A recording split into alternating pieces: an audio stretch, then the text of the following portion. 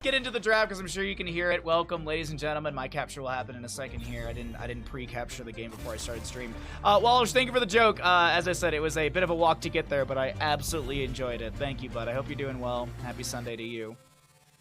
You'll be back in a little bit. All right. Enjoy the shoveling, Faffin. We'll see you a little bit later. Thanks for the lurk. Thanks for hanging out.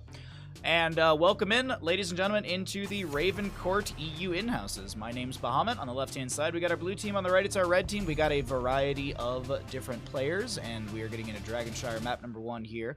Took us a little bit to get some players in, but we got everyone here ready to go, and hopefully we can get a nice cycle of more players throughout the day now that the games have begun. I always feel like the first game of the day is always the hardest one to really kind of get moving, and now that we got that, hopefully more people will start joining in as Genji, first pick for the side of the red team. Not too surprising. Things like Brightwing are up and available. Lucio's up and available.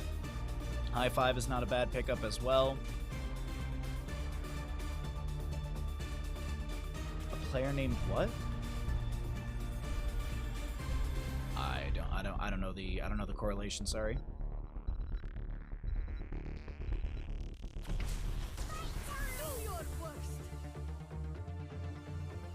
Not only do you get from the pun, but you also get to make them regret paying attention to the rest of the setup.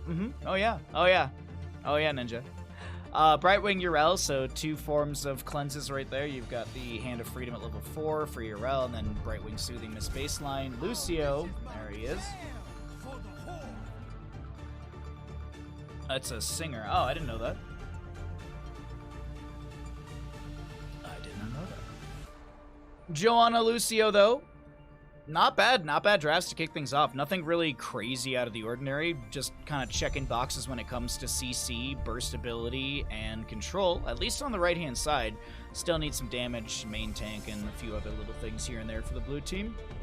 Right-hand side, gonna get rid of the Junkrat. Don't want to deal with the displacement around the objective areas. It's not a bad ban whatsoever. Getting rid of his Blessed Be the Bush traps, as well as the concussion mines. It's a nice little just quality of life ban right there. On the opposing side, Joanna is the main tank.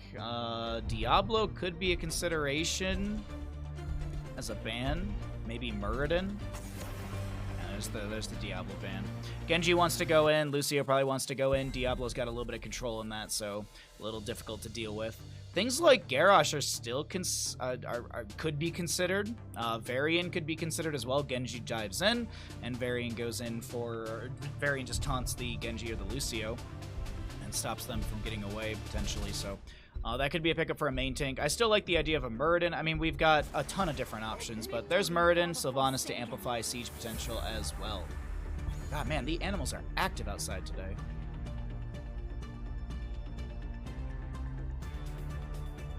I would guess as well. I would guess as well, Mel. We will be doing predictions for today as well, so be sure to be prepared for predictions. Those will be coming up in just a few seconds here, as we get a Malthael pickup and a Chromie to round out the draft for our red team. Solid draft through and through. The CC's alright, honestly. You got a couple ways to get some stuns, heavy casters. You have the Condemned for a little bit of a pull.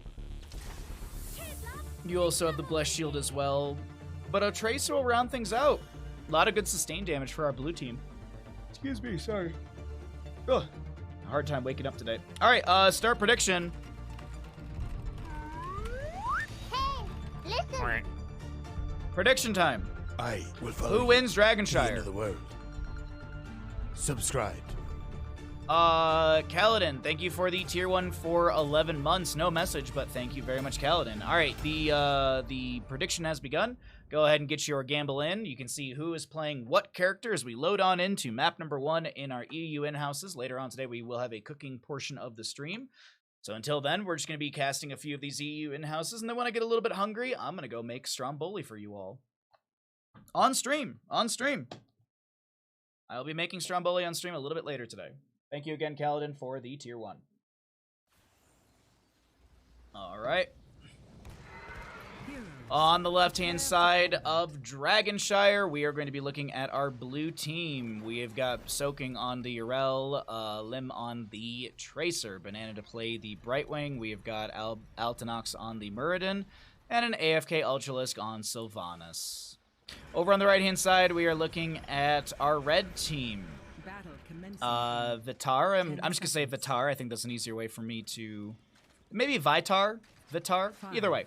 Vit gonna be on the Lucio. We got Stark on the Malthael. Symphony to play the Genji. Armada on the Chromie. And Cringe Kid, aka Kier, on the Joanna. Kier is tanking. Indeed. Indeed, Kier is tanking. He can be tanking his team stats, am I right? Yeah! No, he's probably going to do a great job as this is Kier going to be stepping into the middle of the lane. Armada gets chunked, and that will be first blood over to the side of the Blues team. Maybe I was right with my little bit of a joke right there. Malthael already to the top lane to start soaking out, and we will see our core 4 into the bottom. We're about 20 seconds away from Siege Giant rotation, so we'll be waiting for that. Yrel is actually going to go the Marad's Insight. After damaging an enemy hero with basic ability, Yrel's next basic attack heals her for 146 scaling HP. So, interesting. Not going to be going for block stacks, just going to be... We're not going to be going, not block stacks, for physical armor. Going to be going into the self-sustainability, into the Malthael. Interesting. We'll see how it all works out. So far, Malthael seems to be doing just fine up against this Yrel. Good morning, Day. What's up, cutie? How you doing, friend? Day, would you like some Stromboli? I'm making some.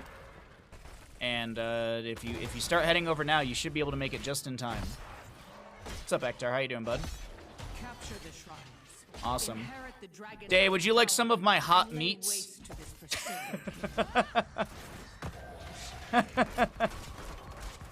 How you doing today, Ektar? How's your Sunday, bud? I moved further away from Braha's breakfast sausage. No, that's just tomorrow morning. No. Stromboli tonight, and yeah, we'll breakfast Monday morning. You don't need to go to work, do you? Enjoy the snow that you'll get from us in like a week. We're getting like 35 inches starting today through Tuesday. So at some point that storm will make its way over to you, so enjoy it. You are work from home. I have a decent internet connection, just saying, Day. I'm just saying. Haunting Wave in from Ultralisk as the phase shift from Brightwing will go on to BRB Soaking. Might have been a misclick right there in the moment, and that will be a kill onto Sylvanas. Malthael gonna try and dip dive and dodge away. If you can dodge a Brightwing, you can dodge a... Nope, you can't. But we will see Kier rotate up and get a nice shield glare to the face of Brightwing. She will go down. Lucio amps things up. Stormbolt into Lucio.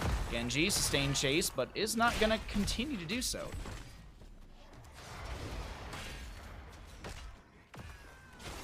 Oh, the good old times of having to shovel in the Midwest. Oh, yes. I finished stream yesterday, and I went outside, and the snowplow guy just filled. So there's there's a spot where I've like cleared out for the postal worker to be able to like get into my mailbox. So that little like cubby, if you will, where the postal worker could get to my mailbox, that is where the snowplow guy drops the snow every single goddamn time. And of course, the snowplow is moving across the ground, so it's going to be generating heat on the metal blades. So all that snow immediately like freezes back over and becomes extremely hard to clear. It's a great time. It took me an hour and a half to clear my driveway yesterday. It took me 30 minutes to do the driveway. It took me an hour to do the goddamn berm. I have a decent internet connection. Don't know, we've all been hearing you complain about Spectrum. That's the joke. I mean, Ektar, that's quite literally the joke. I have a decent internet connection. I didn't say it was good. I said it was decent.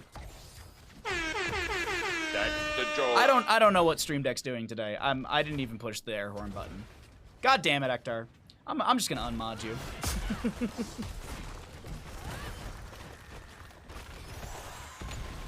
Alrighty. It's cold, and the space heater's putting in overtime. Have you thought about turning up your heat? Ultralisk will go down to the Lucio as Symphony is able to back away. Kira gets turned into a pig. Lucio is doing their best to push back Muradin, but I think there might be enough sustained chase on to... No. Subdue level 4 will have a slow hitting 2 enemy heroes, so that allows Kira to back away. Ooh, nice recall, but I can't believe it. Symphony gets out with like 89 HP right there. Armada, right wing has magic spit. Oh, Urel's got this. Urel's got this.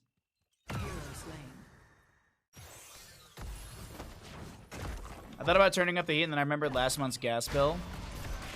I mean, my last month's gas bill was pretty bad, but I mean, I'm not gonna sit here and shiver and be cold just to save a 10 to 20 bucks, because I feel like in the end that's really what it's gonna be. I just haven't been using the fireplace this month. I haven't been using my gas fireplace when I'm watching movies or anything. I've just been bundling up.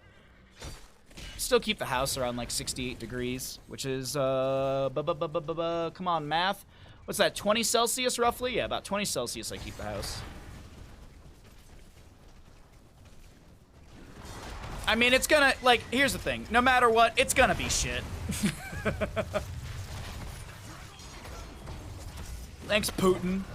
Wailing Arrow onto Genji as the Dragon Blade will come out. Pulse Bomb will find the kill onto Genji as the Haunting Wave chases further onto Cure. Armada trying to throw out damage as Soaking gets a Righteous Hammer into the face of Cure, and they will go down. Dragon Knight finds some value in the top lane during all of this, but still, 2 kills over to the left-hand side. We do have 10 talent tiers for a little bit here. Let's go ahead and cycle through the other numbers as I missed that earlier on. I'm willing to bet that even though I didn't run the fireplace all month, my gas bill is going to still be like $300. It's like, ooh. Oh, boy.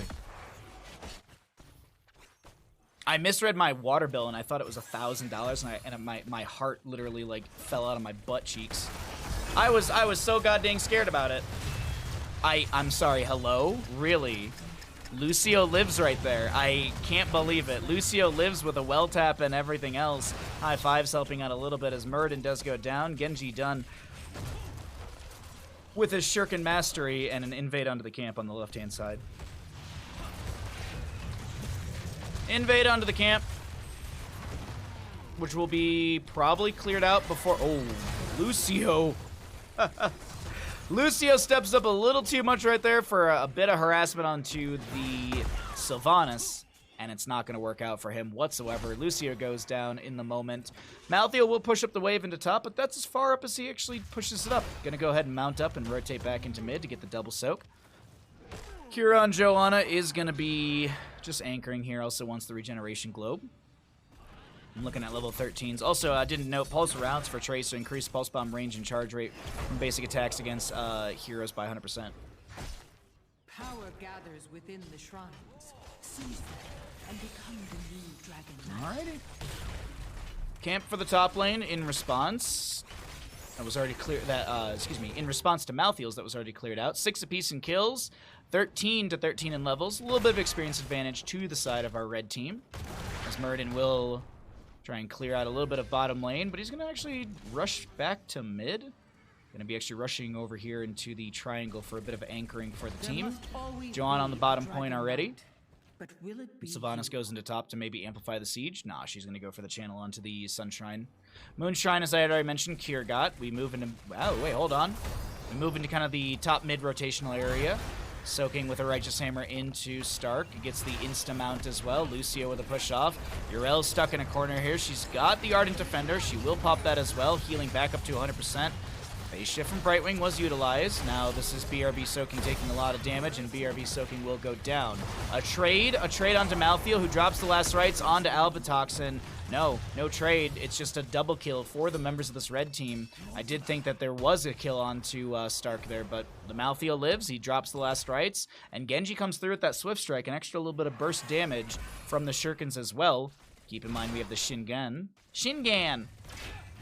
The Shingan is helping out, but also was able to burst into the Muradin, letting the last rights do the last bit of damage. Ugh.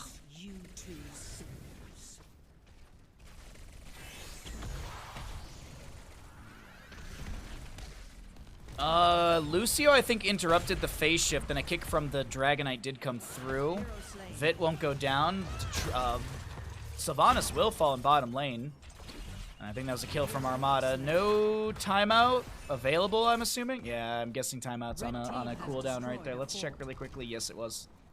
It was probably used right before we rotated down in vision. But of course, the Dragon Knight mid lane, Kira inside, gonna get some great value here, opening things up. Gonna try and kick the Tracer, forces a recall. Malthael did push a wave into top, 7 and 9 in our kills. Dragon Knight gets a kick onto Tracer this time, but unfortunately it's just going to be up against the wall, so she doesn't have any sort of major displacement. Dragon Knight will confirm the top lane fort, so at least that's consistent catapult pressure, periodic catapult pressure in all 3 lanes. Kira is a crab. He'll try and wiggle his way out of this top lane, pops the Iron Skin, drops the Blessed Shield, a lot being used here. High five from the Lucio, and yes, Joanna makes it out A-okay. Meanwhile, Genji on the bottom left of our screen will be stealing away a camp. Can he do this quick enough before Sylvanas makes the rotation? She is showing on map in mid lane. Genji knows that this might be her next spot for rotation. Granted, there is another wave coming through, so I think there's enough time for Symphony to be able to steal this before Ultralisk lands. Yep. Before Ultralisk arrives, not lands. And I said Albatox. It's Altanox, Albatox, I think, is a different player in, like, NGS or something. Joanna Hearth out on the top of our screen for full mana. We will see the objective phase announced fairly soon. It's a pretty low cooldown from when the Dragon Knight does go down to when we see the respawn. Or the, objective phase to reopen up, I guess is a good way to put it. Blessed Shield from the Joanna. Temporal Loop as well onto Tracer. She recalls to cleanse that away. Phase Shift from Brightwing will connect onto her as well. Haunting Wave forward from Sylvanas, trying to chase onto Vid on the Lucio, who will come through with some push-offs. A very low Cringe Kid does go down. Joanna will fall, and the Sylvanas to be traded. Brightwing and Tracer as well. Altanox is getting a little too low here. Sustain damage from Chromie, actually. Can't believe she actually turned around and got that snipe, but that's a solid team kill. How quickly the tide turns. Not a bad fight for our red team there. Not a bad fight. I actually thought it was going to be the blue team starting to rally a little bit, and that seemed like they were starting to split and peel people apart, but unfortunately not the case. Joanna goes down, and 5 kills go over to the side of the red team, and a Dragon Knight. This is looking really good to maybe even end the game.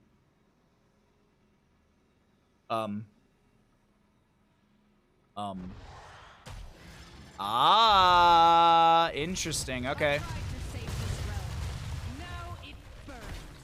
Interesting. Delays out the objective phase to make sure that the camp doesn't disappear on the bottom of the map, so that way Chromie and Lucio can grab some extra siege in that lane. Not a bad call whatsoever. Very much like that. Stormbolt eaten by the Iron Skin of Joanna. Yrel sitting in the bush just above with the Righteous Hammer. Genji in the top lane. Phase shift from Brightwing. Will go into top, and now Genji's in a bit of an awkward spot. He's a crab. He's no longer a crab. Wailing Arrow from Sylvanas, Pulse Bomb from the Tracer as well. Genji gets a Swift Strike over to the Joanna, who pops the blinded by the light level 20, the Storm Shield, if you will. Uriel jumps in, the Righteous, or not the Righteous Hammer, the Blessed Shield from Joanna's dropped, an Iron Skin from Kira as well, and Cringe Kid does go down, getting Goomba stomped by the Uriel. Temporal Loop onto Tracer will be cleansed out by the Recall. Once again, Armada trying to throw some sand back, and that will be a kill onto Chromie. And have the members of the blue team kind of answered. Granted, while all that's happening, Lucio dies, Hearth out from Tracer, the core shielding is gone. It's GG, chat. No way Tracer takes down a Dragon Knight and stops this wave. Not even a Muradin and a Brightwing to help out either.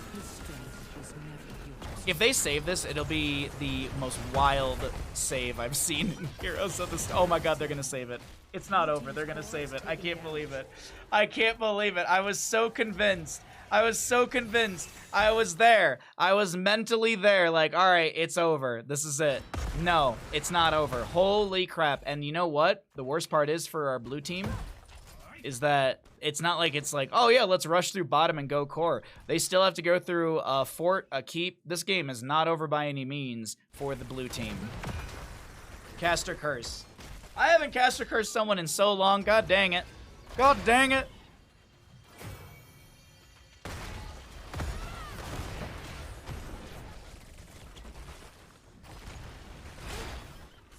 Well then, I was prepared for map number 2, but apparently we're not ready for it yet. Alrighty, 20 apiece in levels, or at least talent tiers. We got 12 to 15 in our levels. Blessed Shield from the Joanna, huge condemn underneath the tower. Azrael will take some damage with the Ardent Defender active, healing up. BRB Soak and getting low. Tracer recalls, that's a kill onto Urel. Joanna is done with her level 4, but let's talk about the kill onto Brightwing. The Wailing Arrow from Sylvanas will come out. Genji does die trying to dive into the backline. We have a very low Lucio to go down to Tracer, who will recall, condemn from the Joanna Pulse Bomb, and that is a pentakill.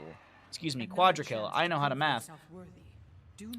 4 kills to the side of the red team, and a lone Sylvanas to defend. I don't know about this one here, chat.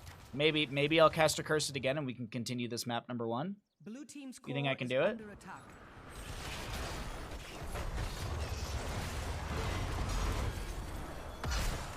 Do you think she can do it? She's got this, right? She's got this. Malthiel's feeding. Slain. No, I'm just kidding. Chromie's gonna end it right here. And claim vengeance for my Chromie's gonna end it for the team. GG, well played. The members of the red team will take map 1 in our EU in-houses.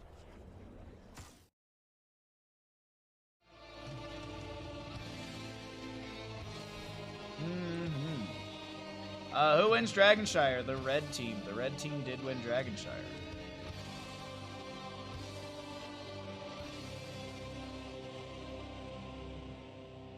I'm tired today. I got some restless sleep last night, man.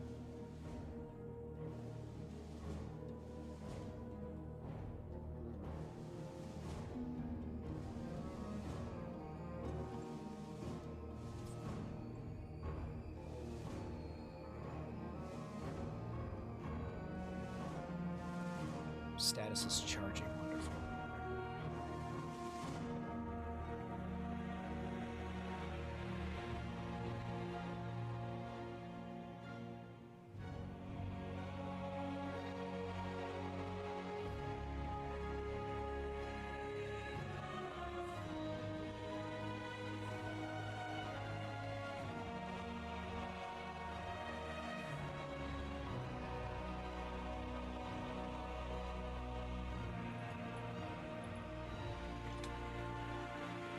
Alright. Sorry, I'm looking at Discord. Cute photos.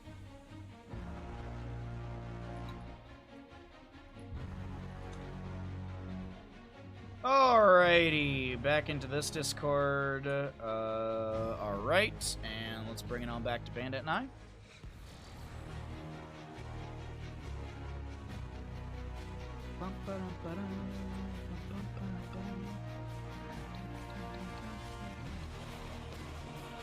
Like, Guile theme is just looping in my head today. Now say red is guaranteed. Oh, sorry, Hunter Orc. I saw your message way too late. Sorry about that. Final Destination. You know, that wouldn't be a bad movie marathon to start as well. I'm getting close to the end of my Fast and Furious-a-thon. I watched Furious 7 last night.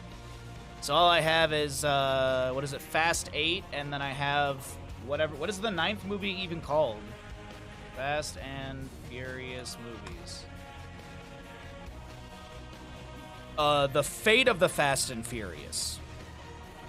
I don't remember that movie. Like, I don't remember the plot of most of these movies, and then I see them and I go, oh yeah, now I remember the plot of these movies. I constantly forget the plot of the Fast and Furious movies, and then when I watch them, I'm like, oh yeah, when does Fast X come out? When does Fast X come out? May 19th. Alright, cool. We are just waiting on a lobby for...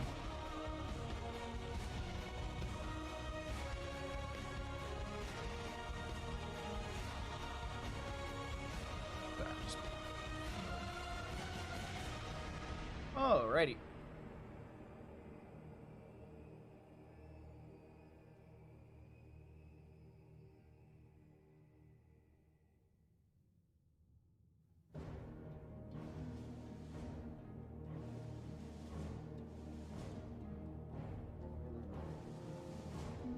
Why is this taking so long to upload? Weird. Well, how's everyone's Sunday? How you doing today, everybody?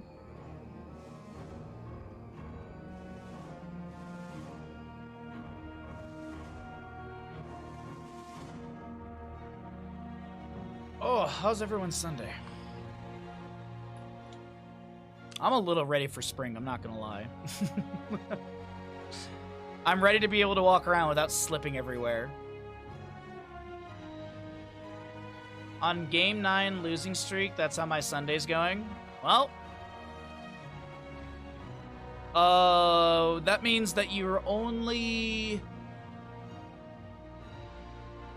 14 games away from from beating Stark's losing streak record. So I'm just saying, you're only 14 games away from beating Stark's record. No, 15 games away, right? 15?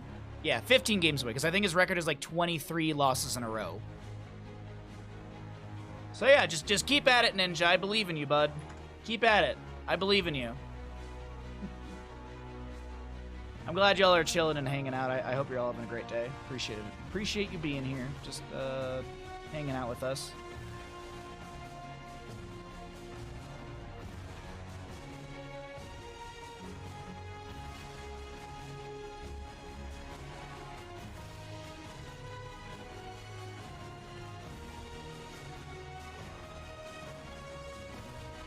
Alright, cool.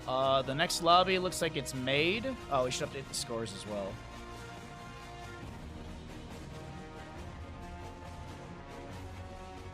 Both ARAM and Quick Match is constant feeding. Oh, I'm sorry to hear that, bud.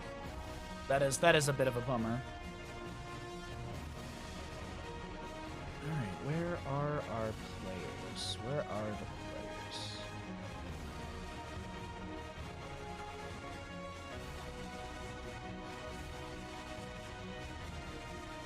Ooh, Garden of Terror. Alright. Garden of Terror.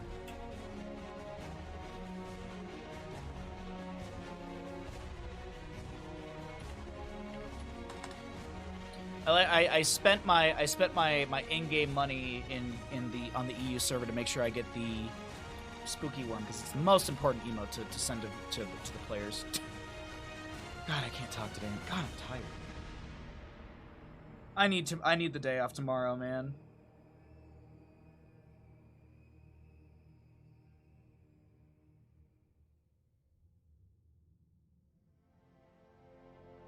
Granted, of course, I'm going to spend most of tomorrow doing a bunch of chores and stuff, so it's not really going to be that relaxing, so... Oh. Alright, either way, Garden of Terror, map number 2, on the way. Thank you for being here. Thanks for hanging out, and we'll get into more games in just a moment.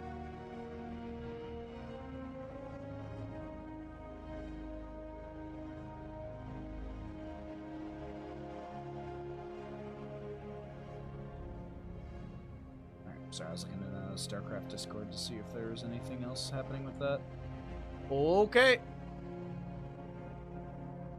I don't know what Hunter Orc is yelling about. Why are we yelling?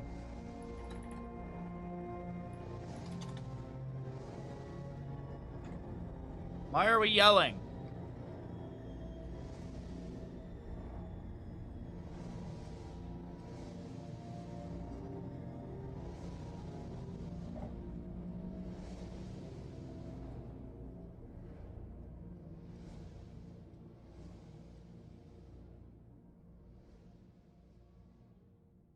I have no idea what's going on in lobby chat. I have no idea.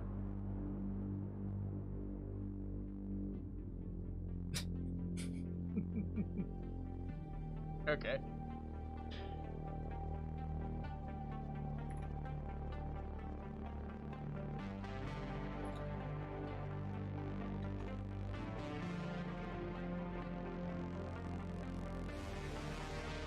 I can't wait to play Storm League this week.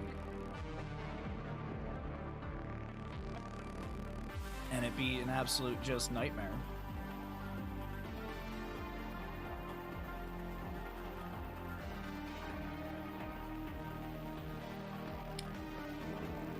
Okay.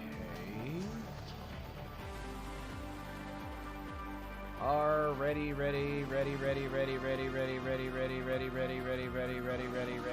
now they are just spamming periods. Periods and Tassadar emotes and readies. Just Many spams. Why?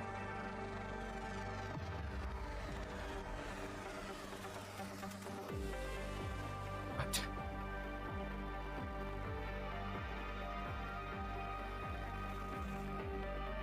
It's good shit. It's good shit. No idea what's going on in the lobby. Oh, God. Well, thanks for hanging out with me, everybody. Thanks for hanging out on this cozy Sunday. We got some cooking later on today. So if you're excited to watch me cook Stromboli, be sure to stick around for that. But right now, we're going to get into our next draft. We are going to get into map number 2. We are in our second draft of the day. Thank you all for joining me. Thank you for being here. Let me go ahead and get the prediction kind of wrote up and stuff, and then we will... Which team wins Garden of Terror? Alright, we'll get the prediction written up. There we go. And let's start talking about this draft a little bit. We're going to go to Garden of Terror. We got some players. See, we have some new players, some repeated players, and we will have some also side swaps and team swaps, so keep that in mind as well. As the Chromie will be the first ban on the left-hand side. Do we get the Blaze ban again during this Garden of Terror map?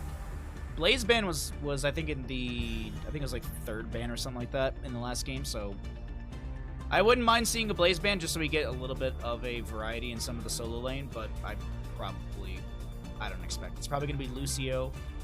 Wouldn't be surprised if Lucio gets banned away on a map like this. Brightwing actually isn't a bad idea either. I mean, there's tons of great options. It's just what do you not want to deal with, and it's going to be Brightwing from the left-hand side.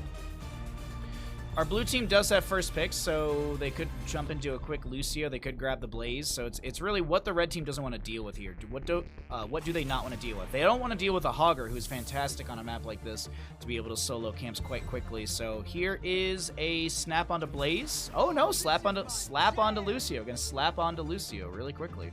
Alrighty. Ooh, Diablo Sylvanas. Okay, alright.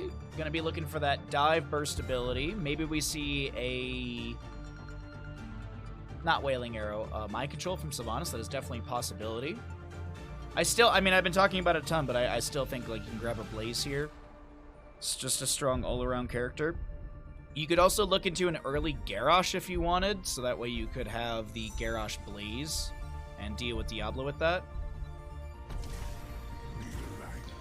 Thanks for streaming this. It makes my Sunday evenings more enjoyable. Well, Tenzel, thank you very much for hanging out with us. Tenzel, did you know that if you have Amazon Prime, you've got Prime Gaming? Did you know? You can use your Prime Gaming here at twitch.tv/Bahamut Gaming. Get yourself some amazing emotes, ad-free viewing, and you support Bandit. Who doesn't like supporting Bandit? Thank you for the kind words. Thanks for hanging out. I appreciate it, my friend. Hope you're doing well. Hope you had a good weekend. A new Brack to be banned away. Alrighty. So not wanting to deal with the big beetle board. What am I going to get rid of over here on the left-hand side? I think you could still target down healers. You could still definitely target down some healers that you don't want to deal with, and there's a Rhaegar ban. I was trying to think, I was like, Deckard comes to mind, but I'm like, I don't feel like Deckard's a hot priority in this. It's usually someone who's got a cleanse in their kit or baseline. So maybe we see an Uther, actually. We could see the adjustment into an Uther, which would still synergize extremely well with Diablo Sylvanas if they want to go into Mind Control. I mean, honestly, just the Uther in general is just great CC follow-up to the Diablo, and I think Uther could do okay healing the allies, but we'll see what the flavor is. It's going to be Malfurion. Hey, Iron Flare, what's up, bud? Good to see you. Happy Sunday. Hope you're doing well. Hope you're all doing well. Cheers. Cheers. We got some tea today. We got our big old Grogu mug. Shout out to Nancy for sending that as we get 2 more picks from for Garden Terror. Gonna need a main tank with the... Actually, ooh, you could see like Blaze main tank and grab like Leoric. Nah, okay. For Bandit and cooking stream. Nerlaten, thank you. Nerlaten, I think is how you say it. Thank you so much for your Prime Gaming. Thank you for the 3 months. I appreciate that. You can use your Prime Gamings on any stream every month, and I do appreciate using it here for Bandit and for cooking. Yes, we are making Stromboli today. We are going to be making Stromboli. Once the EU in-houses are starting to dwindle or I get way too hungry, we are going to be swapping over to the cooking stream. I have everything already set up in the kitchen. I just have to run down the hallway and push the button. Drinking some Jasmine Mandalorian lemon tea. Ooh, nice. I'm assuming that was like a release with the Mandalorian show. Sounds good. Sounds good. It's a lot of flavors in that. How does that taste? I feel like it'd be like citrusy sweet with like a floral, like with some like floral notes. Would that be it? How would that taste? Because the jasmine would definitely give you that florally, and then the mandarin's probably gonna be more on the citrus side, or like the sour citrus, and or sweet citrus, and then like lemon's like sour citrus. Ah, I'm a genius. All right, start prediction. Who wins Garden of Terror? You can see who's on what character. You've got 2 minutes to get your gambles in, ladies and gentlemen, and I will show you level 1 talents right when we load in, so if that does sway your voting, maybe if you're like, ooh, I want to know what Val is going to take at 1, or what direction Diablo goes, you can see all those talents as they will be picked up here on Garden of Terror on the bottom of your screen. You still have a solid minute and then some to get your predictions in on who will win map number 2 in our EU in-houses. Lim on the Trace, or on the, excuse me, that was last game, on the Vala, Hunter Orc on the Lucio, Ultra on the Hanzo, Sven to play the Blaze, and Cringe Kid, aka Cure, on the Joanna. To the right-hand side of our map, we are going to be looking at the red team. We've got Stark on the Dahaka, sorry, different D. Nagram on the Diablo. Vit on the Sylvanas, so a roll swap for that player. Armada on the Falstad, and Banana to play the Malfurion.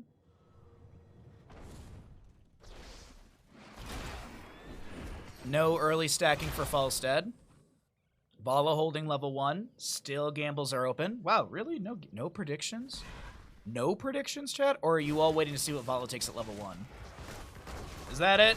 Are we all just waiting for Vala's level 1? It's Creed of the Hunter. Vala's going autos at level 1. There you go. You've seen all the talents.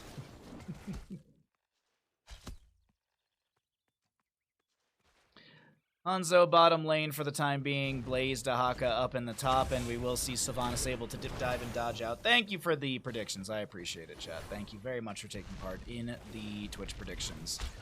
Hunter Orc, I was waiting for a push-off into Diablo, but decides not to do so and just plays it safe.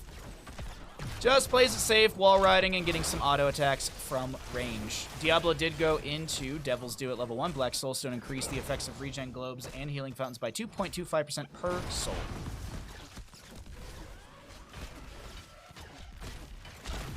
Kieran Joanna, second game in a row. Yeah, I guess, I mean, there isn't really...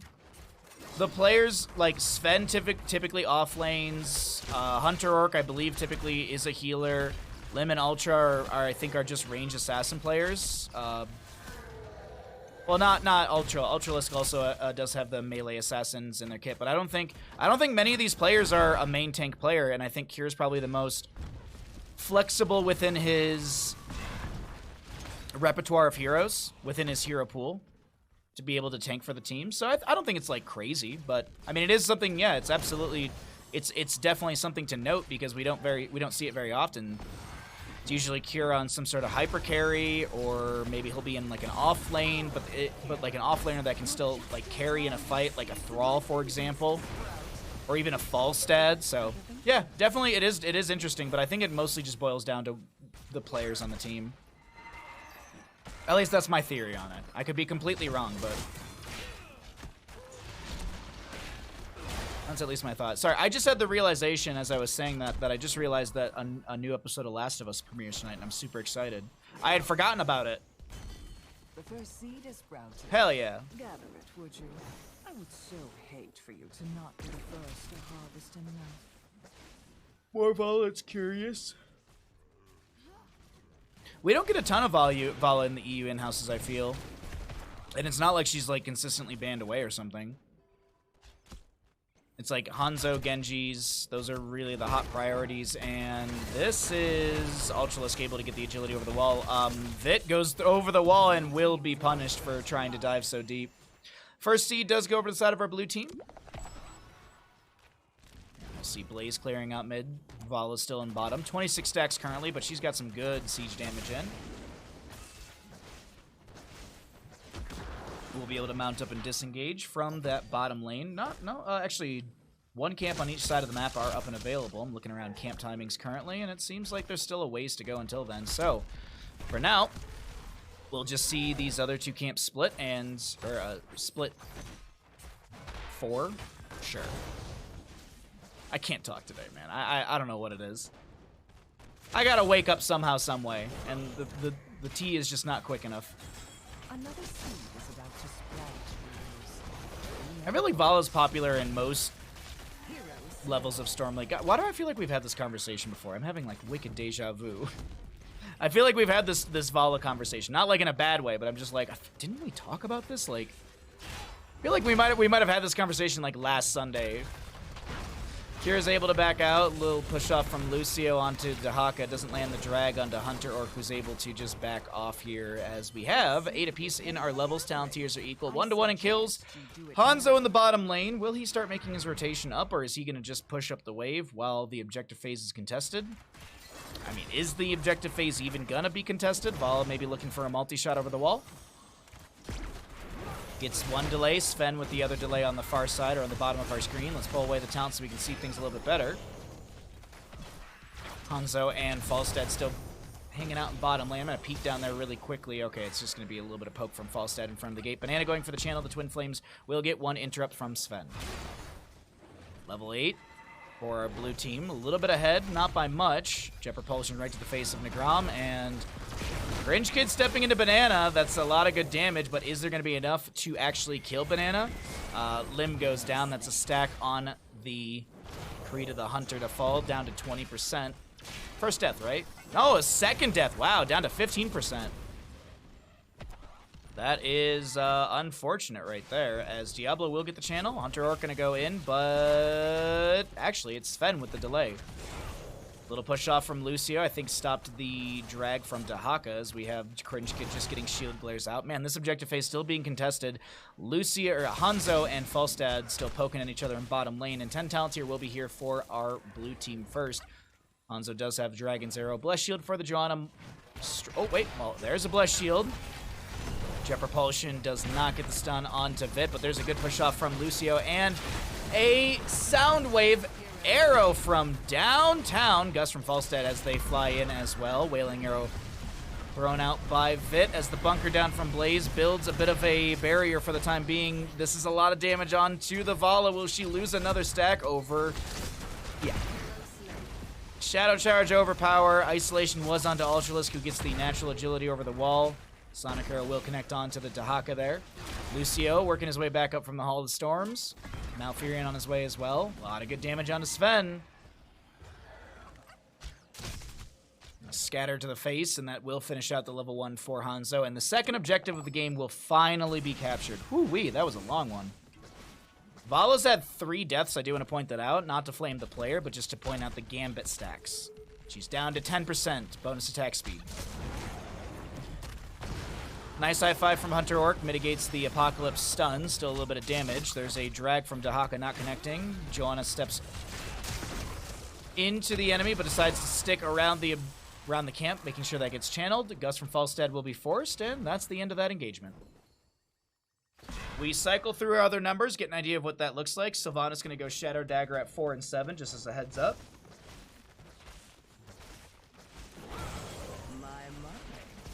Another seed.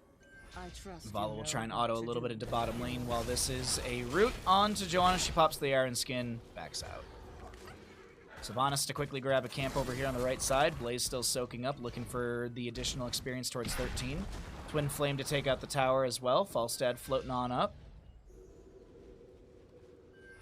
Does he have a Flight up and available? I do want to check really quickly. Yes, Flight is up and available. Gust is down for next 12 seconds. That seed for me.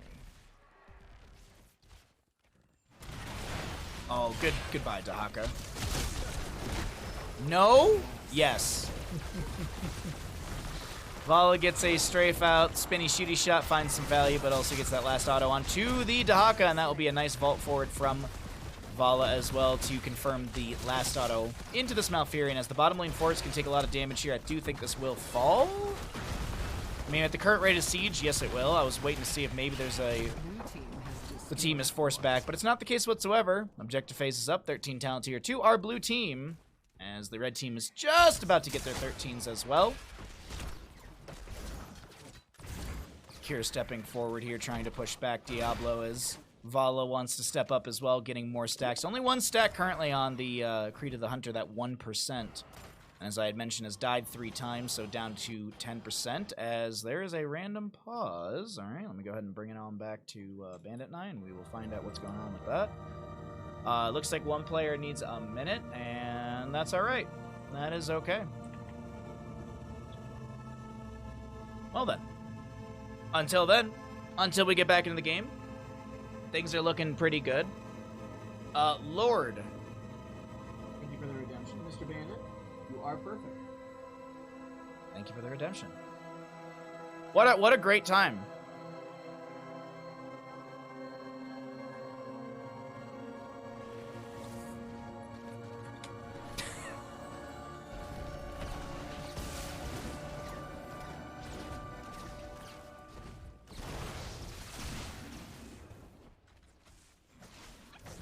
Overpower onto, sorry, it was, Ultralisk was quite literally asking me a question, an observer.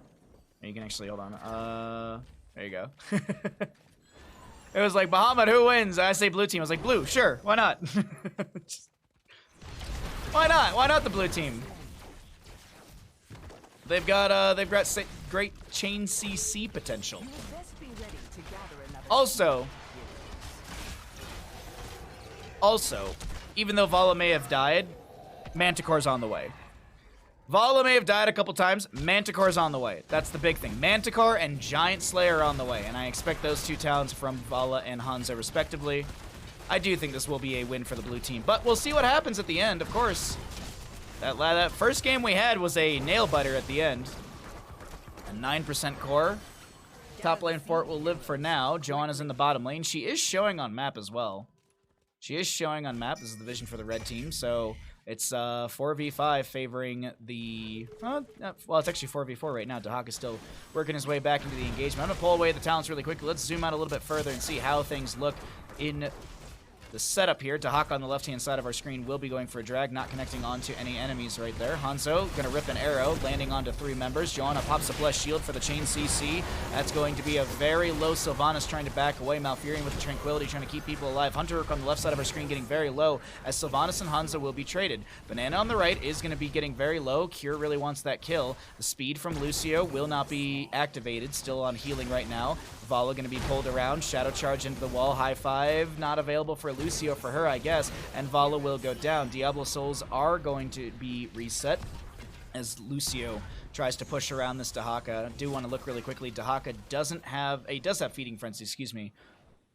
Oh, so 3 for 2. Diablo did lose his souls, and the Garden Terror goes over the side of our blue team. What value do they find with this? As the top lane Garden Terror should confirm the fort. I don't see a world where Dahaka and Malfurion can stop this Garden Terror from getting a couple autos onto that fort. Mid lane fort maybe is defendable here with the Falstad as well. The fort's still very, very healthy. Dahaka manages top, Sylvanas to deal with bottom lane, and this objective phase kind of buys a window for the loss in that fight that we just saw. Checking once again, that's 4 deaths for Vala, so she's down to 5% bonus attack speed. Arrow from Hanzo will be connecting Dragon's Arrow onto a few, another Jet Propulsion, or another Blessed Shield, excuse me, from Joanna with the Jet Propulsion not connecting, but Diablo does go down. No souls for him to come back into the fight, so he will be dead for the next 37 seconds.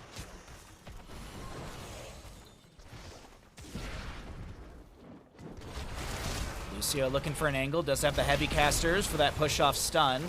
Lucio going to amp it up and then immediately fall asleep as the Emerald Dreams value comes out. Sylvanas utilizes the Wailing Arrow, but she's the one who's going to be wailing in the Hall of Storms for the next 40 seconds, dead. Get it? Like wailing like a ghost? Do you get it, chat? Do you get it? Or do I need to explain it in excruciatingly boring details? Dahak is able to back away. He's going to be fine. There's the Manticore, as I mentioned, the Giant Slayer as well, and that's going to be some big damage for these 2 players.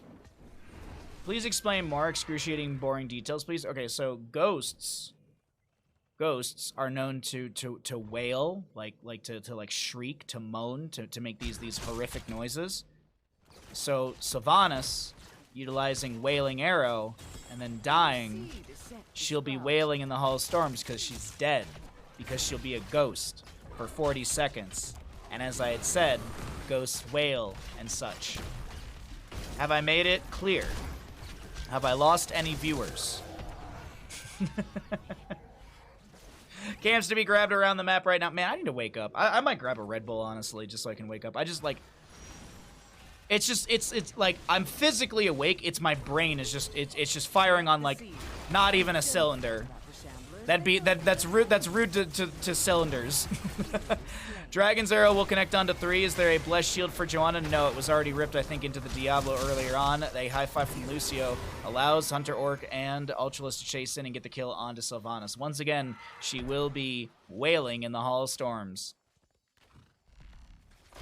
Please explain the concept and lore behind Ghosts. Sure, absolutely. So, back in the day. Yeah, I'm leaving later. Ah, see, there it is. Thanks, King Andrew. Thanks for being honest with us. I thought wailing was specific purview to banshees, not ghosts, but aren't banshees just a form of a ghost? Blue team has destroyed a fort. Red team.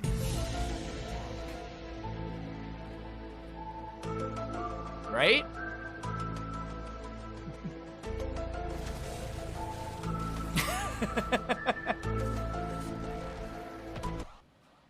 All right. Another channel onto a seed for our blue team. Not going to be a Garden Terror. Vala's still at 5%, as I had mentioned, but biggest thing to mention is that Manticore level 16. That just chonks.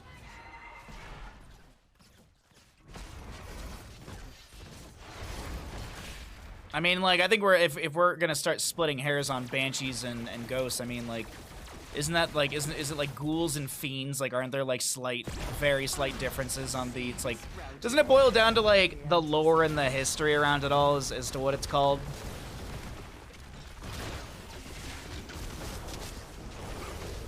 Anyways, yeah.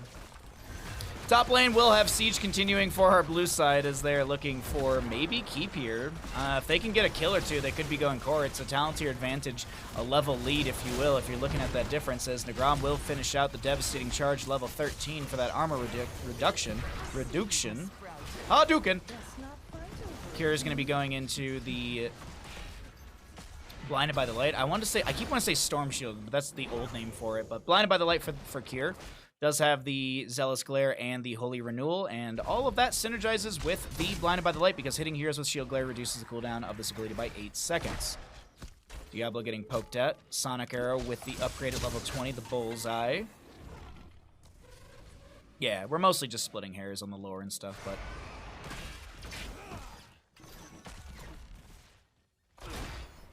I mean, it wouldn't be Ektar if he didn't come in and try and ruin my joke.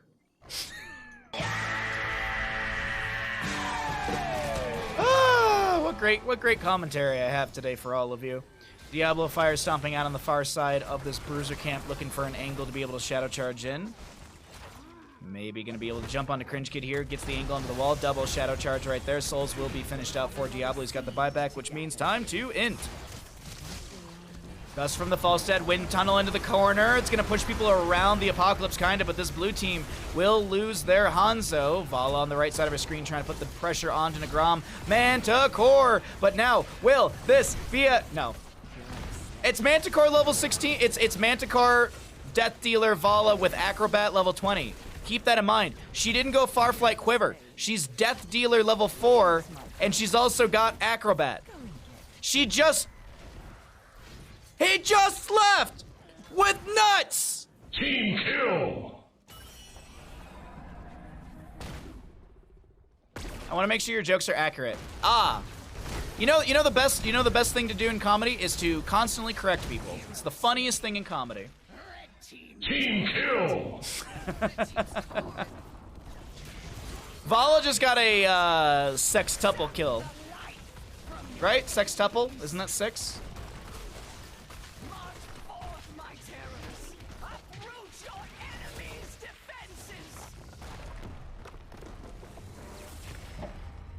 Vibes and Guile themes. Dude, I don't know why, but I have had Guile themes stuck in my head all day today. I just have Guile themes just looping in my head constantly.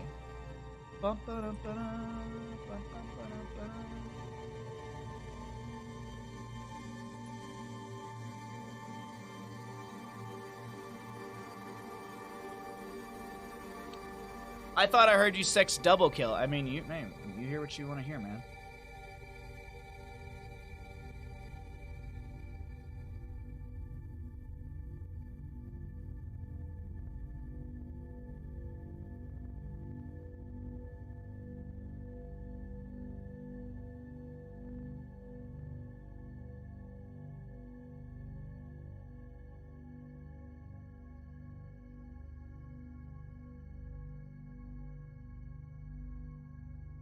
It's taking up all your cylinders. It really is. It really is.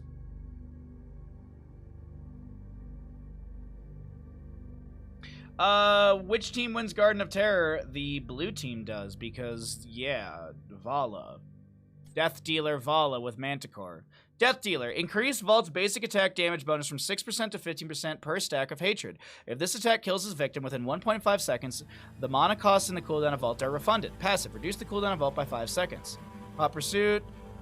Tempered Discipline. Basic attacks heal for 10% of the damage dealt. Increases 2% per stack of Hatred. Manticore. Every third basic attack against the same hero deals an additional 5% of their maximum health as damage. Acrobat. Gain 2 additional charges of Vault. Drop 3 caltrops while vaulting, dealing 60 scaling damage, and slow the enemy for 40% for 1 second. I mean, I was saying, like, oh, Giant Slayer and Manticore at 16 is done. This was the nail in the coffin at the end. I mean, if you wanna make a highlight video of a Vala player, that clip the last fight in the game where Vala just sextuple kills the enemy.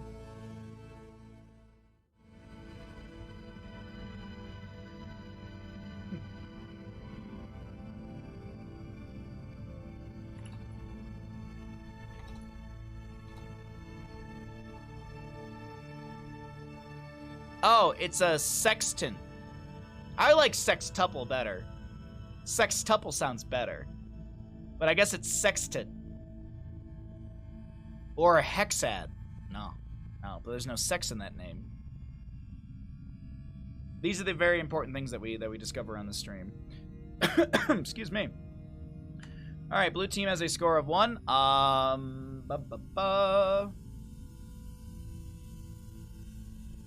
You gotta head out. All right, well, thanks for hanging out, bud. We'll see you next time. We shall see you next time. Does Hex have 5 and Sex has 6?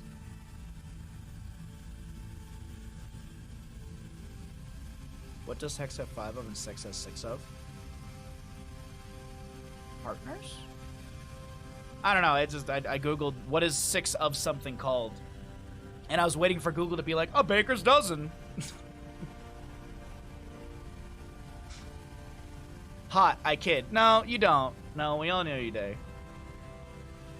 Day, I swear to God, the Reddit post in your Discord and funny memes that Cyber posted, when I glanced at the thumbnail for that, I swore it was you for a second. I thought it was a thumbnail of you for some weird reason.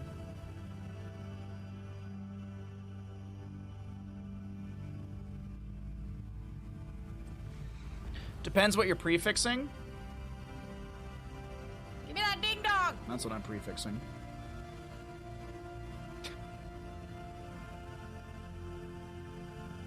In plaid box. I don't know, Day. I was like, oh, cool. Huh. It was mostly like the pose with the arms, and then like at the top of the frame you can see like hair. You do have plaid boxers. Oh, I know. Oh, I don't have a big camera. Oh, I do. Oh, I know. Yeah.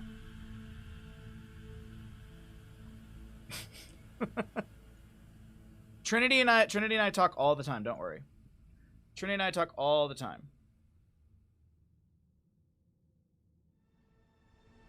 I hope the move and everything's been I hope the moving's been nice and easy for you. Hope you've been settling in nicely, easily. Just big snoozing in the sun. I mean, we don't have any sun today, as you can see outside. It's not very sunny today. as we start another snowstorm. Alright, looks like, I think we have a third lobby started? Yeah, I think we do. So we will just wait for players in the third lobby, and then we will get going into more games. Thanks for hanging out, everybody. Hope you're having a great day. Hope you're enjoying the games. Hope you're having a fantastically fun time.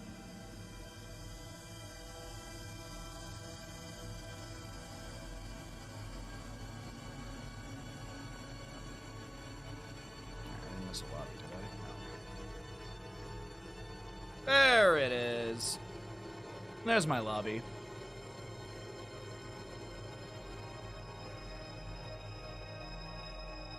When Blackheart's Bay.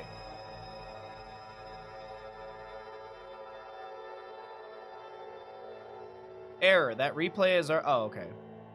I thought it was saying error. The replay was uploaded. I'm like, oh, task failed successfully. Absolutely wonderful. Task failed successfully. Alrighty, Infernal Shrines for map number 3 in our EU in-houses. Thanks for being here, everybody. It's a nice, cozy Sunday. We're going to be doing a cooking stream a little bit later on. Thank you, Be Crazy, for the redemption. I don't know why I'm so sweaty and warm. Let me take off my sweater. I know the moment I take off my sweater, it's just gonna be hot, cold, hot, cold, hot, cold. The sweater's way too warm, though. Ugh. Oh, this sweater's way too warm. Thank you for the redemptions, Be Crazy. Actually, we can do those right now while we are waiting for our lobby to get there. Mr. Good Boy, you want to clean your teeth? You want to clean your teeth?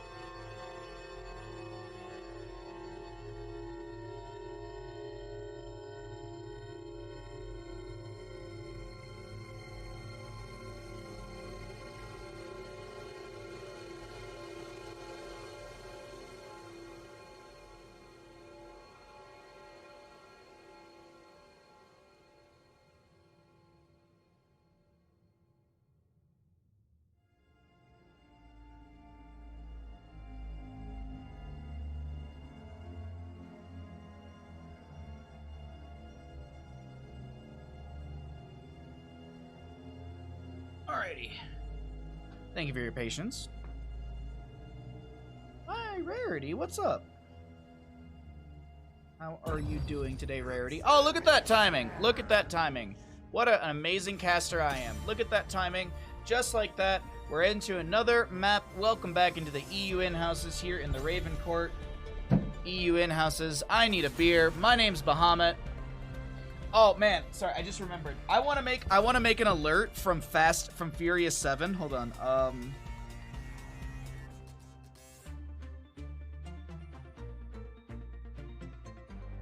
There's a line in I watched Fast and Furious 7 last night, or Furious 7, whatever you want to call it. And Kurt Russell's in it. I forgot Kurt Russell's in Furious 7. And because I was watching, because in the intro they say all the names, and I was like, Kurt Russell's in this shit?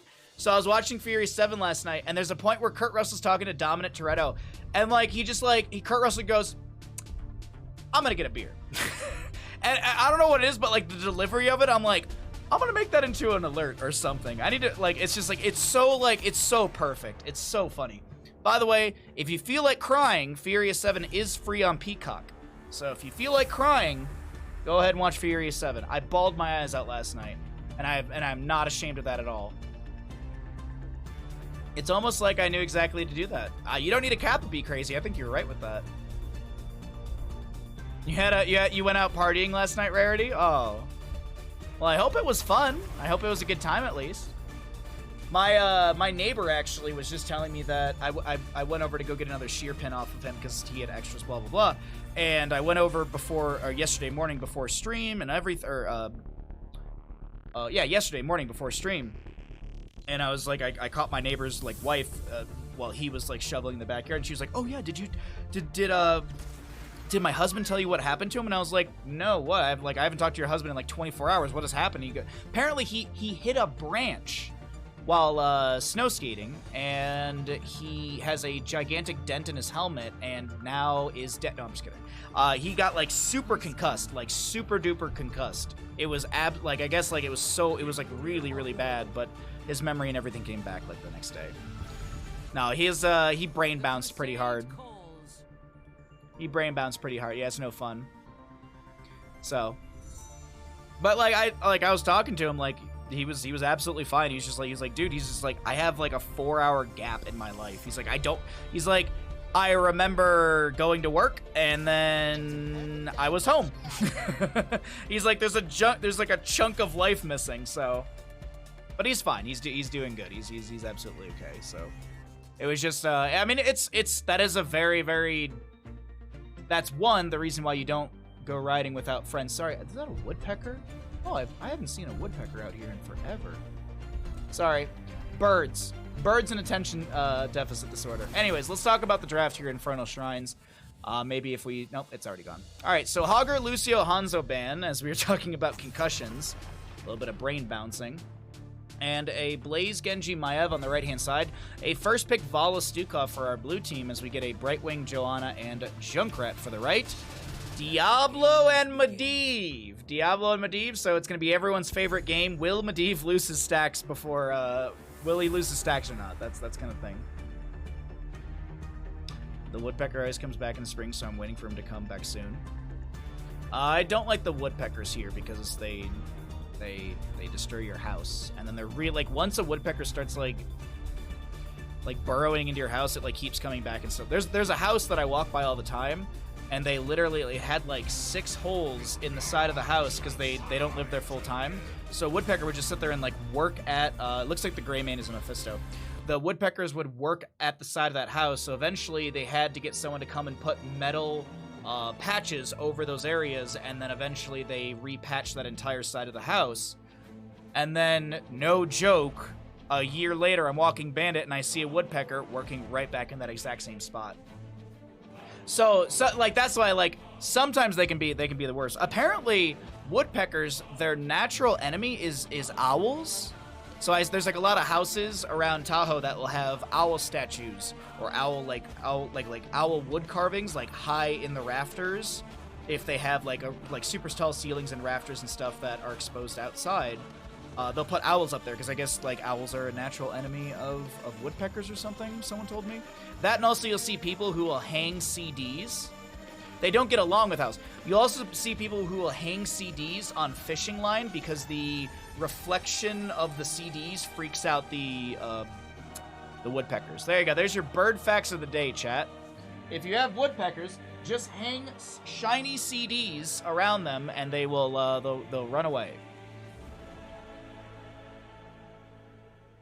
Yeah, those are the two things that, because when I was looking at houses out here before I moved out here, that was one of the things that we kept seeing. Like, we kept seeing people, like, we go visit a house, and there'd be, like, CDs hanging outside the approach of it. Like, there'd be, like, a huge covered approach with rafters and stuff, and there'd be, like, CDs, like, hanging up there. And, we'd be like, what the hell is going on with this?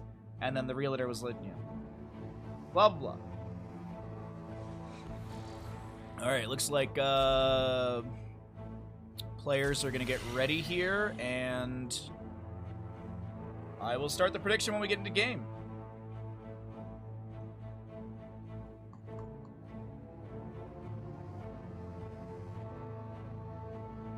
Thank you all again for being here. Thanks for hanging out. If you're enjoying the stream, if you're having a good time, I hope you at least hit the follow button. If you would like to support the stream further, it's always very much appreciated as we full-time stream. So if you'd like to support, if you'd like to use your Prime Gaming, if you'd like to gift a sub, be a sub, or find some new sub alerts, it's a good time to do it.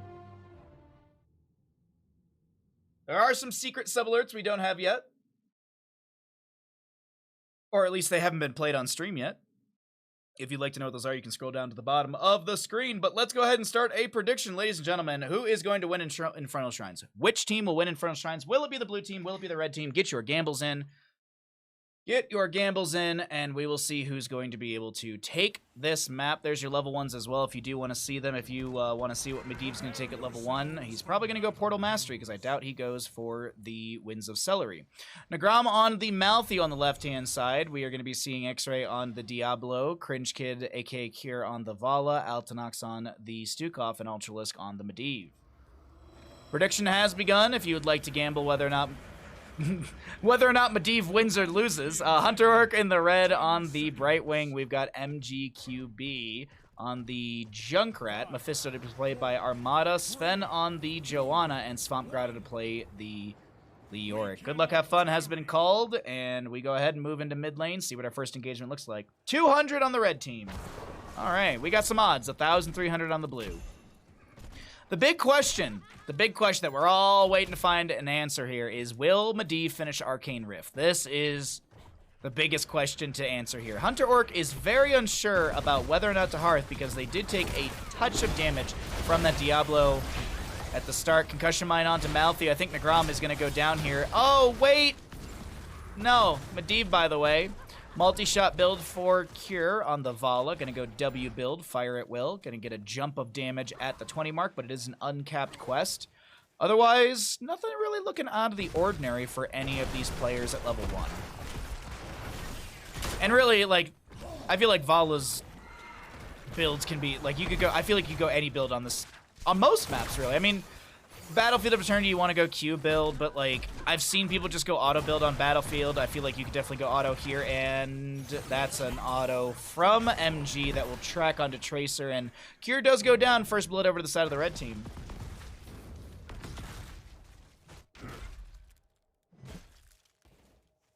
Leoric is just trying to slow this wave. A little bit of lane manipulation right there from Swampgrata. Kind of cool to see right there. First objective will be Arcane in the mid lane. Go ahead and check out what our left and right looks like here.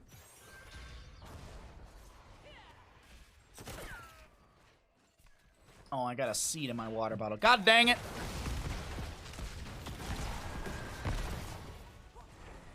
Well, level 4 first for the right-hand side, but we're not going to be too far behind on the blue team as well. W build for Mephisto, going to be going into Lightning Nova. Really, really strong for a map like this. Polymorph onto Cure, who will be a squirrel. X-Ray dives in, going to get some healing pathogen from Altanox. Over in the top lane, we are looking at Malthiel versus Leorix. Nagram is losing HP, but so is Swampgrata. Oh, Brightwing does not respect the 1v1. Brightwing not respecting the 1v1. Unfortunate.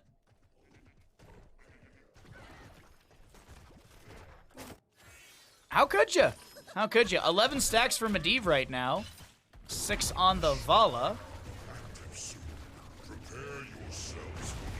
And we'll just continue to see some soak in top lane. Leoric is going to be up against Diablo. X-Ray trying to get some souls here. Got the Soul to Flame level 4. And Swampgrata not giving any of that free soul action. Ugh. Free soul action. I don't like that. Mr. Bandit, what you doing, bud? What you doing? You okay? I was like coughing or something for a second. Oh. We get our first objective. We have the Neil Peasants for Leoric as well, and we'll see who's able to grab this. It is going to be the Arcane Punisher coming out first. Our X-Ray will step up. Poke out from MGQB as Diablo will heal up a little bit from that Fire Stomp, as a portal forward from Medivh will allow so many members to step forward to the blue team, and that is going to be a dead Junkrat. Medivh picking up a good chunk of stacks right there. The last time I looked, he was at 11, and I think he might have gotten 9 somewhere in between the start of this objective and that fight. I'm going to continue to poke at the enemy as well. That portal forward was so good to be able to jump onto the Junkrat. I was expecting more red bars to drop down as Sven gets hit with a Shadow Charge from Diablo. The phase shift from Brightwing is just a hair too late. Keep in mind, phase shift from Brightwing is like, it's like, what, 2 seconds? I always forget. It's 2 seconds, but God, it feels like 5. Feels like an eternity every single time. And we have our Arcane Punisher for the mid lane. Let's see what it's able to do as the Mephisto baits the jump. And a Lurking Arm from Stukov with a little bit of damage. Does have the low blow level 1. Cringe Kid will be able to go through the portal. That is an immediate polymorph onto Vala, who needs to back away as the tower shots were just a little too much. Dexray was able to back around the side there as Svamkrata gets low. Armada jumps forward. Ultralisk almost goes down. Ultralisk almost went down right there. It wasn't super close, but it was like, I would say a solid 25% of their HP, maybe 20-25% was a lot available right there. The Orc is going to be able to get the Hearth out, not going to be going down. So, we continue to see Soak between lanes. 25 stacks for the Medivh. Diablo's at full souls. We've got Trickery for the Mephisto at level 7. And our next objective will be announced pretty soon. That first one was Arcane. So we could see Mortar, could see a Frozen, and then we'll know the... So it's going to be Frozen as the third, and then we see the repeat after that. Or the cycle through the different types. So we'll get Arcane, Mortar, then Frozen again. Anyways, on the side note, we do have 10 talent tiers coming up soon. Let's go ahead and take a look at those, as they will be popping up at the top of our screen. So let's look at the damage. Healing and experience, as X-Ray is going to try and back away. We do have a Condemn from Joanna trying to chase in. Concussion Mine will split a few enemies, but not enough to set up any sort of fight or sustained damage. Medivh in mid, still soaking up. Gonna play safer by the gate. Doesn't want to get dove on by a Mephisto Brightwing. Doesn't want to get polymorphed in one shot.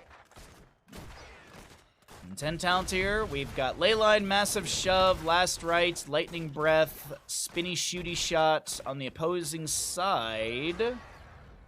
What will we see? Endurance of Hate. We have Emerald Winds for the Brightwing. No Blink Heal for her. Okay. Leoric with an Entomb. We've got a Pause as well. And Riptire for the Junkrat. What do we got here going on? We have,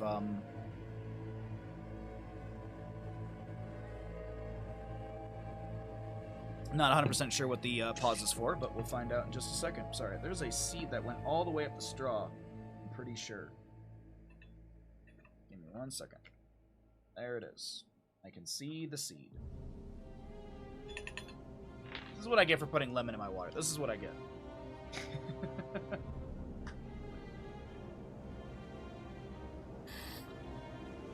Sir? Do I have anything I can poke this with? Oh, the game's back! Did I push the right button? I did indeed, okay. I did push the right button indeed. Sorry, I'm trying to fix this really quickly. Let me put this to the side so I don't mess things up, so we can actually see what's going on in the game, because this is Diablo trying to chase out a little bit on the right side. Not going to be able to find anything right there. Ultralisk at 29 stacks currently. 11 more Qs to go. Well, maybe even less than that if you can get a couple extra hits onto the enemies, as the jump forward onto Ultralisk will be had by Armada. Gonna tap well. That signals to me that this fight they want to continue this fight. Medivh will drop down from bird form. Sven gonna step in. We do have a Blessed Shield Joanna level 10. Endurance of Fate goes out, but it's gonna be just shy of Altanox. Just shy of landing onto the Stukov, and the timer continues for Medivh stacks. The timer continues, as I'm sure the players aren't as invested as we are into those stacks, but I'm sure a lot of them are saying, man, it'd be nice. It'd be nice to just reset those stacks really, really fast. I don't think we're going to see a Leyline steal onto the camp. It's just going to be Ultralisk going for the Vision for the allied team. Yeah, too much spread on the positioning from the enemy to be able to get a Leyline seal drop down without dying. As I mentioned, Mortar Punisher for the bottom lane will be coming up fairly soon. So I'm just looking around my desk trying to find something I can clear this out with. Oh, this might actually work perfectly.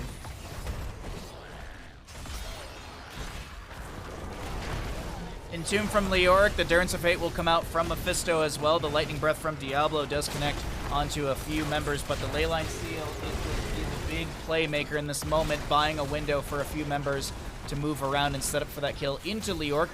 The portal forward from Ultralisk, who's at 34 stacks. Cringe Kid on the Vala has to back away through the portal as well, getting really low. The massive shove not connecting, and we continue to see the objective phase contested, but it's...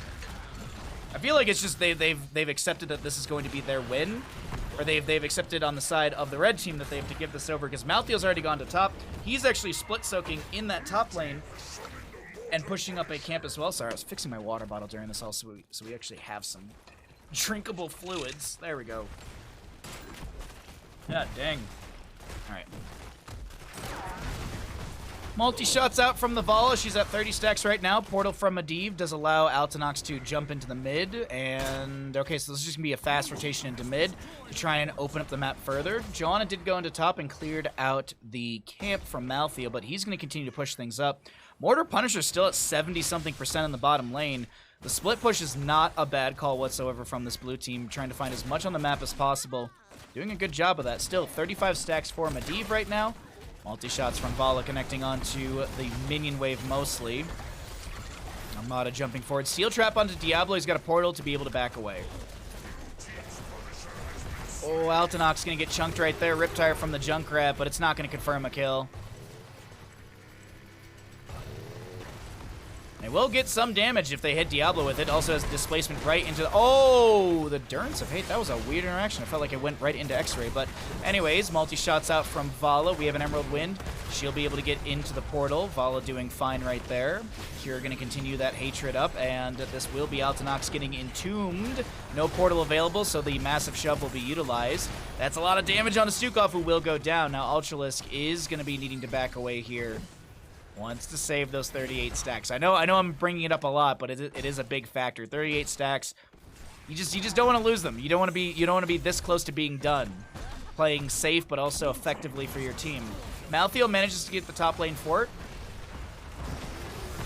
39 right there for the Malthael. Sven gonna get slowed. Portal forward. Cringe Kid looking for some extra damage. Goes for the strafe.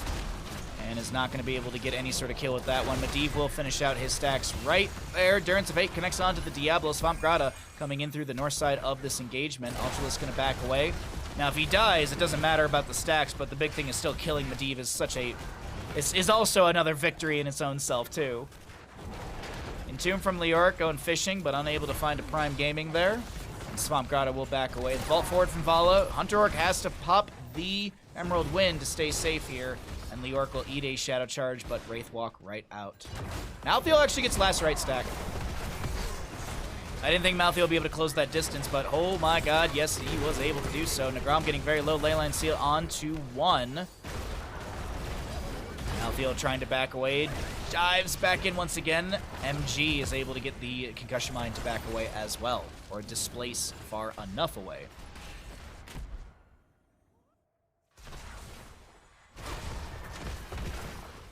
Easy peasy. All right.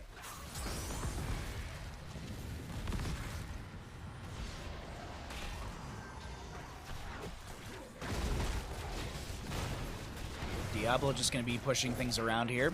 16 talent tier advantage. Biggest thing to note on that 16 talent tier is Temporal Flux for the Medivh. That's a huge pickup for him for cooldown reduction, but also keep in mind we have Static Field as well now for the Mephisto, who can really try and get some great damage into the Diablo, but he's going to be able to Fire Stomp through a lot of that pain because he's got 4, 7, 13, and 16 on that Fire Stomp build.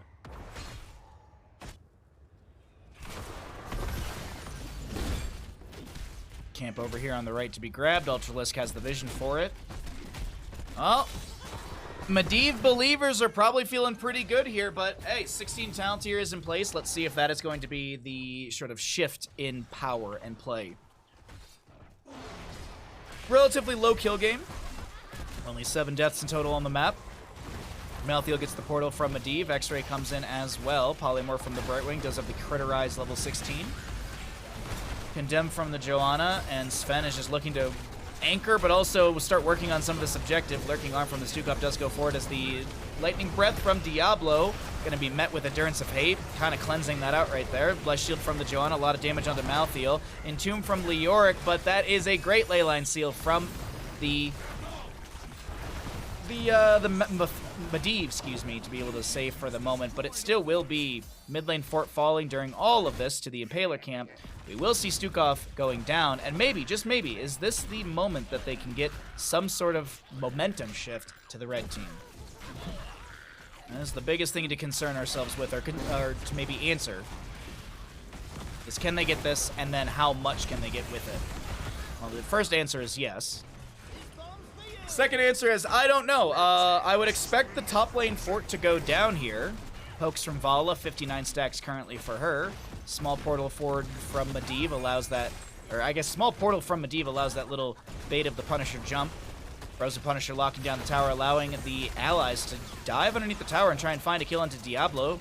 We got the strafe from the Vala as well. Punisher still getting some good damage out as well. Diablo's gonna get hit in the face with his Endurance of Hate. Leyline Seal creates a gap.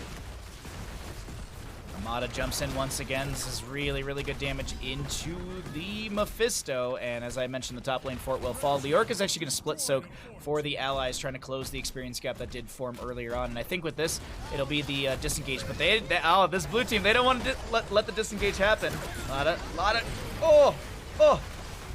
lot of shredding and dicing onto Junkrat right there, as Sven will be trying to run away. Good kill from our blue team, 5-4 in kills. Maltheo with the sustained chase onto Sven and Hunter Orc. Last rights. Doesn't get the kill. Leyline Seal, though, might set up the kill here. Yes. And is this enough to end? Portal from Medivh to chase onto Mephisto. He has no way to really get away here. Ultralisk on 0 HP. Oh my god, Medivh. Or Mephisto. Oh, X-Ray! How does X-Ray get out of this? He doesn't. That was a really weird entomb. That was a really weird stuck spot. It was like halfway between the entomb and the wall, but the chase was a little too deep. Or was it? Well, no, I mean, it's like, it was a 2-for-2. Diablo's souls were resetting that. 68 stacks for Vala. I am curious what the Vala stacking looks like right now. So 176 damage plus 349 plus another 219 for that arsenal as well. So a lot of damage. A lot of damage from a Vala W, especially this late in the game. 20 talent tier advantage. Vala will go Farflight Quiver. Gonna get the extended range as well. Grom is going to be chunked by Svamgrada there. Mithril Mace at 82 stacks out of 100. Diablo, Vala, they're rotating up here. Swamp sees it. Multi-shot out immediately. That's a phase shift in from Brightwing. Is there an Emerald Wind to push back the Diablo? Yes, there is. A silence onto Svamgrada as they are just chunked. Oh my god, did that just absolutely shred. Last rights onto Armada, who had a huge shield. I think it was it Static Field? I forget what it is. What was giving the shielding? Ah, there it is, the Static Barrier level 4. That was a massive shield from Mephisto, but still gonna go down. Stukov was killed as well. There was a silence onto him. Did Brightwing? No. Oh, it was the Buried Alive. I was like, where did that silence come from? Because it's not like Brightwing went hush. That was the first thing I looked for. I didn't even see the entomb, but I guess there was one. Arcane Punisher will be our fourth Punisher of the game. Fourth Punisher of the game coming up in the mid lane soon. We have Mithril Mace done by the Leoric. 4 stacks on the Mephisto level 10. I don't know why I'm messing up Mephisto and Malthael. The Malthael level 10, sorry. Malthael has 4 stacks on last rights. Didn't go for the upgrade at level 20. Medivh does have Medivh cheats at 20. We've got Diablo's Souls sitting at 87. 88, so he should be able to get full souls during or before this objective phase. Probably during, because there's no wave available in mid, and top lane's a little too far away, so Fire Stomps will probably be the answer for that one. Malthael grabs the Bruiser Cam for top, and our Arcane Punisher starts out here.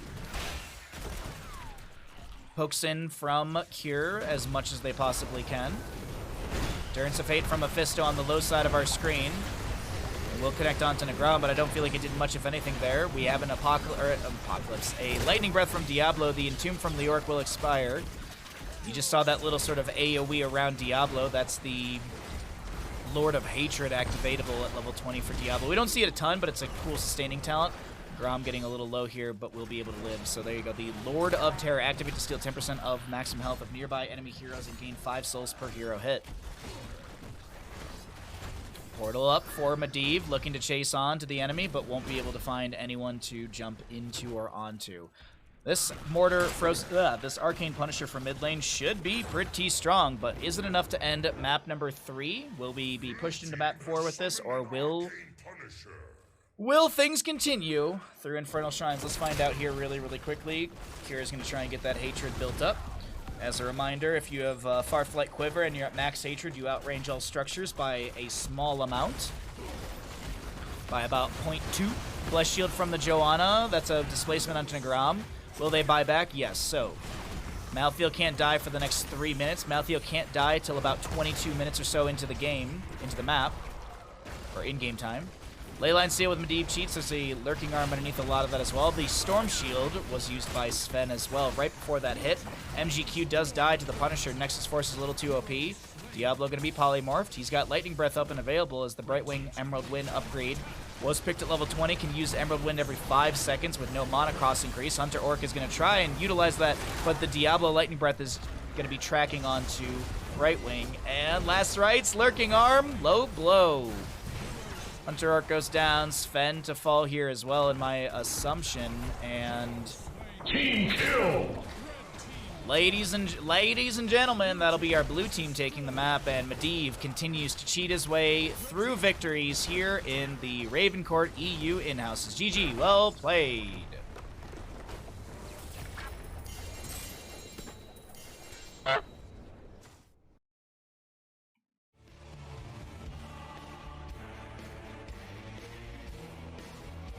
GG.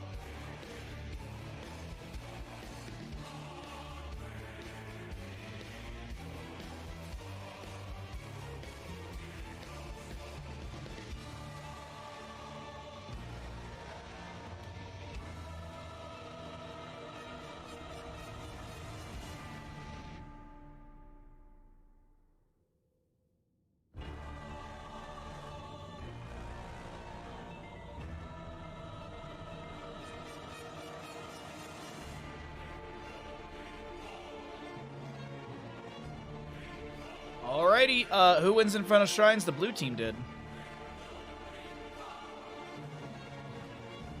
There's your talents if you want to see them.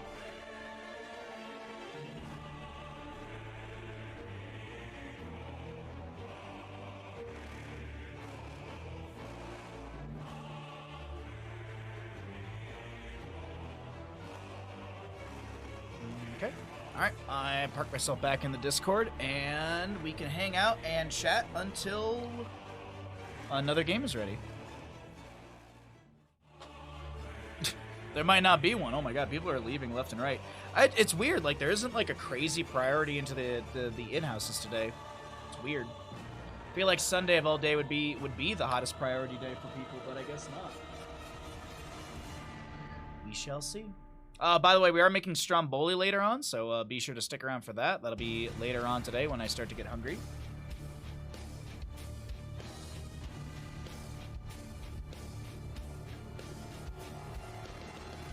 What's going on?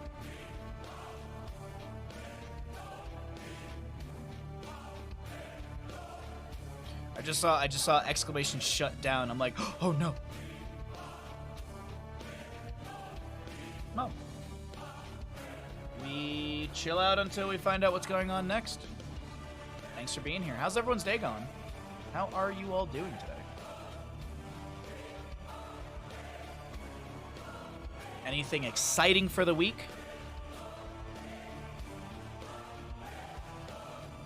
Amber's parents stopped by and wanted me to tell you that Bandit is a cutie. Thank you.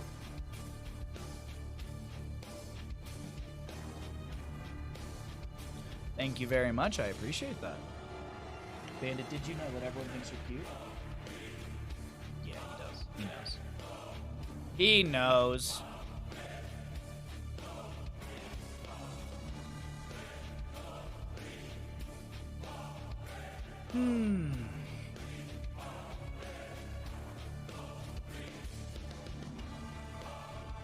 I'm excited. I'm excited for Stromboli. I really am. It's gonna be exciting.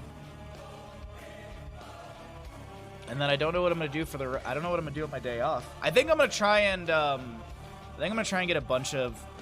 I either do a bunch of cleaning tonight, or I do a bunch of cleaning tomorrow on my day. I don't know which. I don't know what I want to do, honestly. I don't know what I want to do.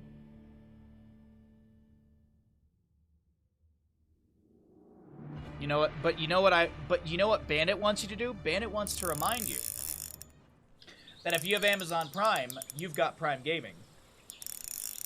And if you've got Prime Gaming, you've got a free sub to your favorite Twitch streamer, that being Bandit, every single month.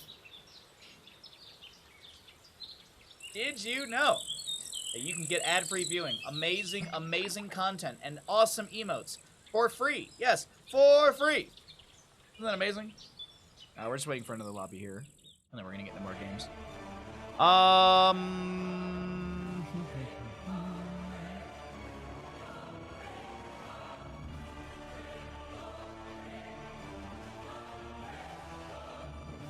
Game 5 has started. Alrighty.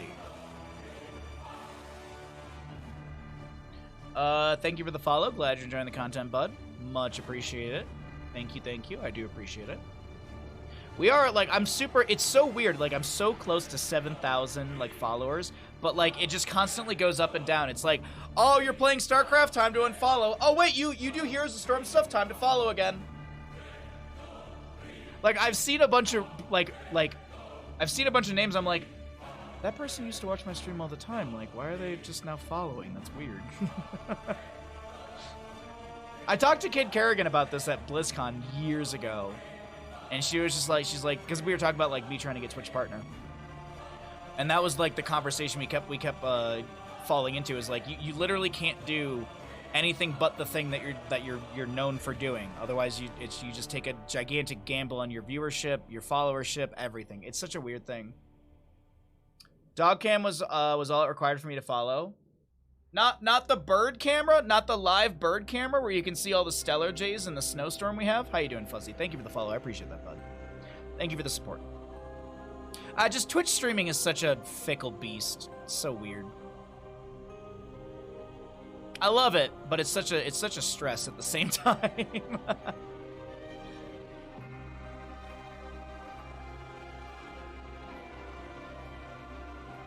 I saw you streaming StarCraft, but I just didn't have the time to come by yesterday. So what you're saying is that you don't like it when I stream StarCraft. Got it. Birds are cool, but dog. Yeah, you can't really pet the birds here. What I will say is that Stellar Jays, I've told this fact a bunch on stream. Stellar Jays are great because they eat the bad bees. They eat, like, hornets and wasps and stuff. And so they'll tear through your garden. Oh, wait, there's the woodpecker. Wait, it's like right... It's kind of blended in. It's like it's got red like on its breast. Where's Kaimo Tripson? Where's Kaimo? He'll know. He would know exactly. He'd be like, oh yes, that is the red-breasted woodpecker. Birds. There's also squirrels too. There's also squirrels that run by the camera. But yeah. Yeah, we have Stellar Jays. They look like Blue Jays basically, but their palete's a little bit different. Like, it's more blue on the body and black on the head. Where I think Blue Jays are just blue throughout. I don't think they have, like, the shift in the color palette. So yeah, we're just waiting for another lobby. I'm waiting for a lobby so I can go grab a beer because I want a beer because I have given up on everything.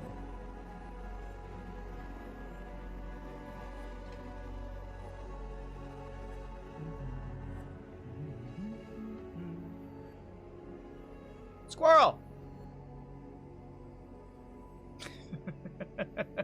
It's also, oh, by the way, as a heads up, if I randomly disappear, if the stream randomly, like, crashes or you know, doesn't exist anymore, well, it's either Spectrum, knock on wood, it's not, but we have a snowstorm starting today. We have a 3-day blizzard starting, and the winds are going to start maxing out at 20 miles an hour consistently for the next 3 days. As you can see, there's a lot of snow and stuff falling. A lot of the branches are swaying, so we just got new power lines in our neighborhood. They actually just came through and put a bunch of new power lines in our area. So hopefully There's no issues, but as I said, it's a snowstorm. We're getting like 30-some inches of snow over 3 days. Actually, it's more than that at this point. It's like 35 inches of snow. And if you want the metric conversion, just multiply that number by 2.5, and that's your rough conversion from inch to cm. So 35 times 2.5 is roughly what your centimeter would be. Give or take some decimal places, but yeah. It is. I got a pot of chili. I got some beer. I got blankets. We're ready to hunker down for the snowstorm. I got a can of gas as well. I have a can of gas in case I need to use the generator, or if of course I need to use it for the snowblower. But I still have a good old half a jug of gas, and it's like they're huge jugs. All right, I'll be right back. I'm gonna go grab a beer because why not? Because why not? Because I'm just gonna. It is what it is. It's Sunday.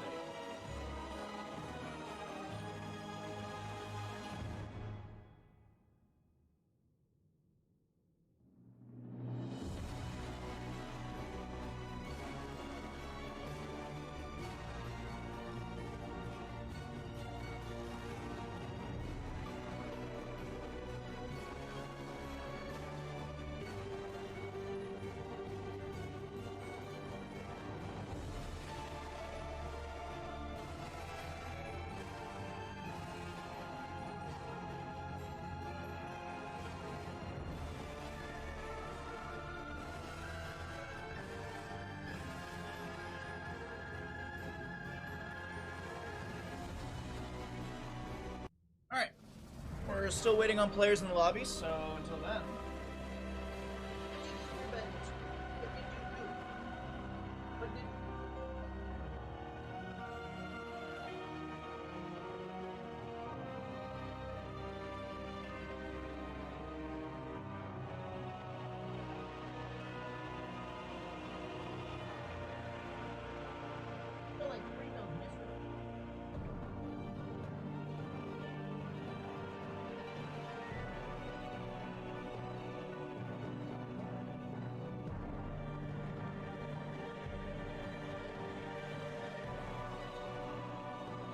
Alright.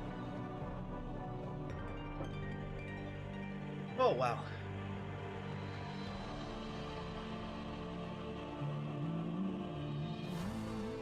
Alright. Give me 1 second. Give me 1 second.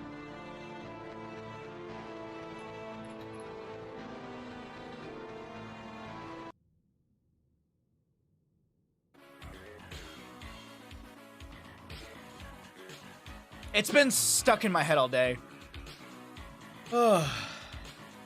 Cheers, happy Sunday, everybody.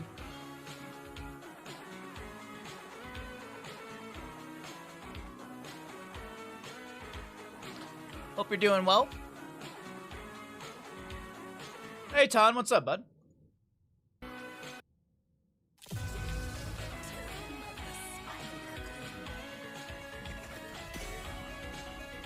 Alright, that's enough of that. That is enough of that. Let's go ahead and get into a draft. There's so many birds out today. Jesus Christ. Why? Like, it's...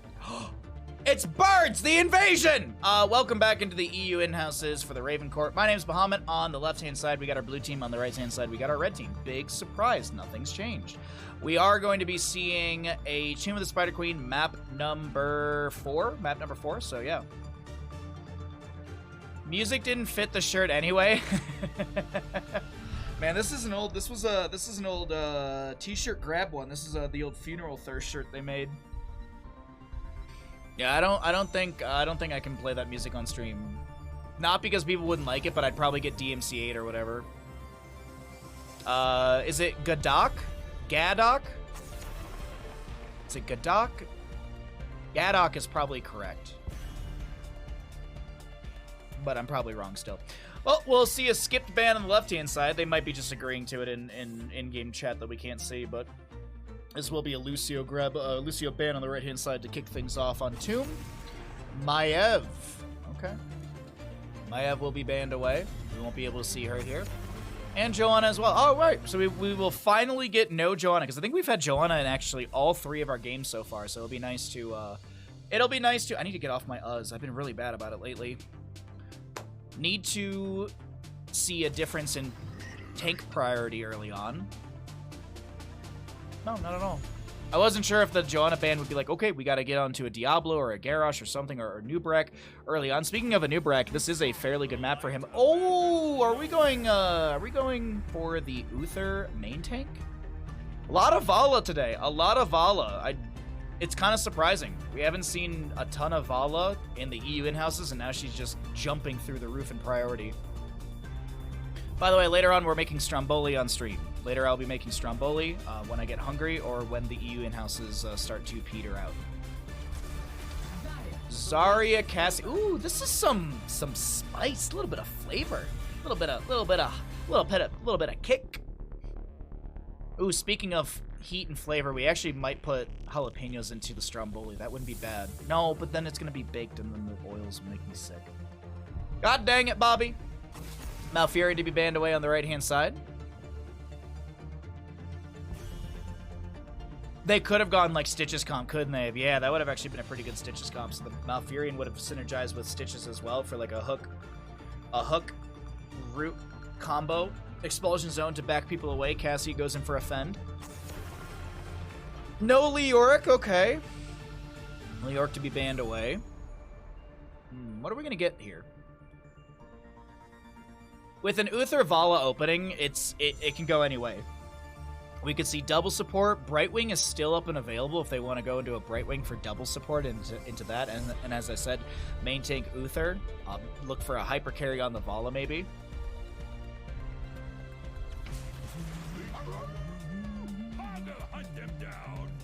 So it's going to be hyper carry Vala here.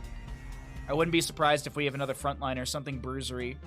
Thrall wouldn't be, depending on what these next two picks are, Thrall might not be too bad. We're going to need a healer and we're going to need a tank, I would expect. I don't think we're going to get a main tank Blaze with Zarya solo lane, so this will probably be Blaze off lane, Zarya, Cassia hyper carry, main tank and a healer. Like, there's Stitches, as I had mentioned, and an Ana. Okay. So still going to be going for the Stitches comp. The Malfurion was a really good read from the red team just to ban that away, so that way there's no hook sort of hook root combo. You still have hook sleep dart combo, which can set things up, but it's not as effective. Or not as, it doesn't hold people in place as long. Last pick here. Thrall could be a grab. I feel like it's going to be something bruisery. Sonya, Thrall, Imperious maybe. I don't think we're going to go into a straight main tank. Yeah, there's a Thrall. I like the Thrall a lot. I think he's very versatile. He offers a lot for the composition, for wave clear, for team fighting, for heroics. Who wins Tomb? Oh, sorry, I tried to... Oh! Alright. Who wins Tomb? Get your gables in! Oh, man.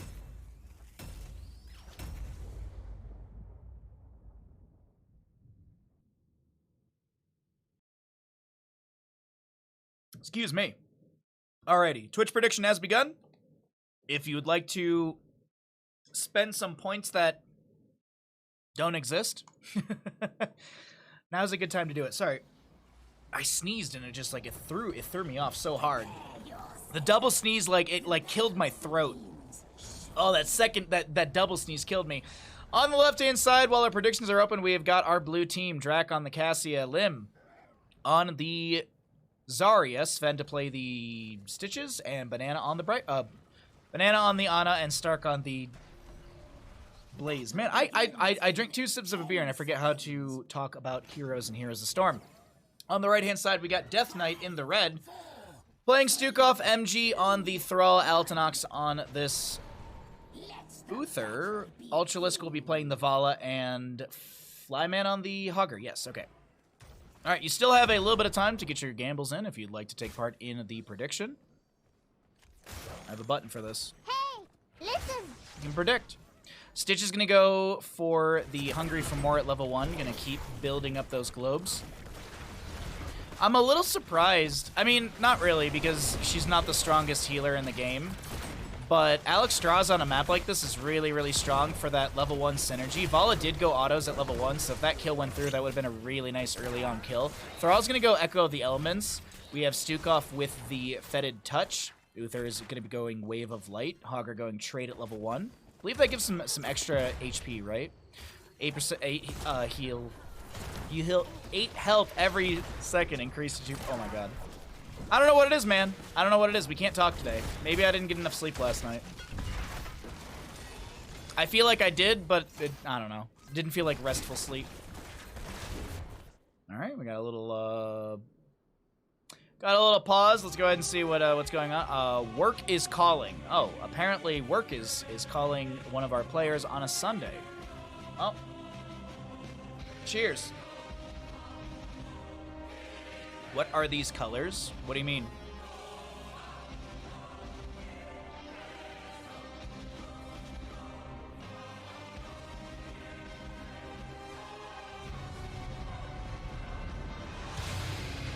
Well Oh done. my god, Ravenar.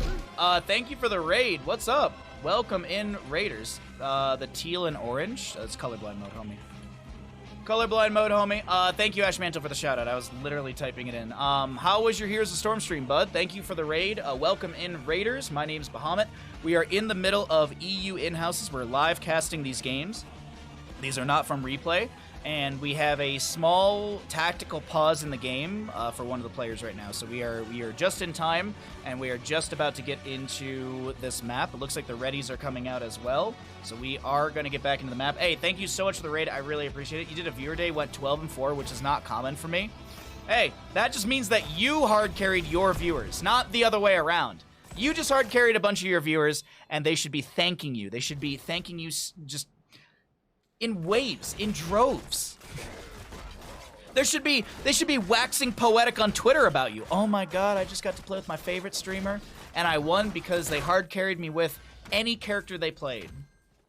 Thanks again for the raid. I appreciate you bringing your friends over here. If you don't know who I am, my name's Bahamut. I do a lot of casting for Heroes of Storm. I also do StarCraft 2 content, as we are learning some RTS stuff for the preparation for Stormgate. And we also have some variety days. Like Fridays, we play FromSoft games, and I just scream at chat. And later today, we're going to be doing a cooking stream. We're going to be making stromboli. So after the EU in-houses start to dwindle in priority or play, we'll swap over to a cooking stream, and I'm going to make you all stromboli. We're going to hang out in the kitchen. We're going to make the dough from scratch, all that good stuff. So if you're new to the stream, I hope you hit the follow button. And if you got rated over, I hope you stick around for the rest of the stream. Thanks again. You love calzones. I am making stromboli. Stromboli is not a calzone. We have talked about this. You know this. I know this.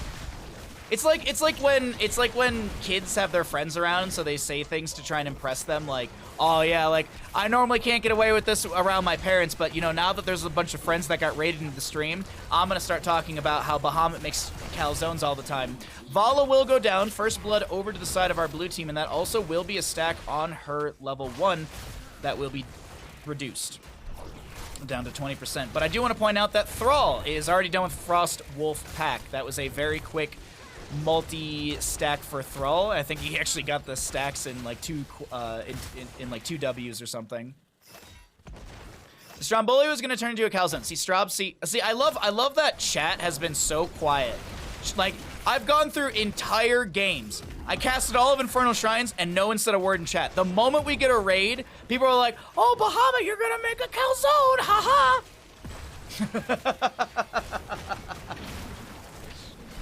Y'all are just trying to show off. Y'all are just trying to show off for the raiders. I know it. You know it. I've worked at enough summer camps. I've worked with enough kids to know. You're just trying to impress your friends.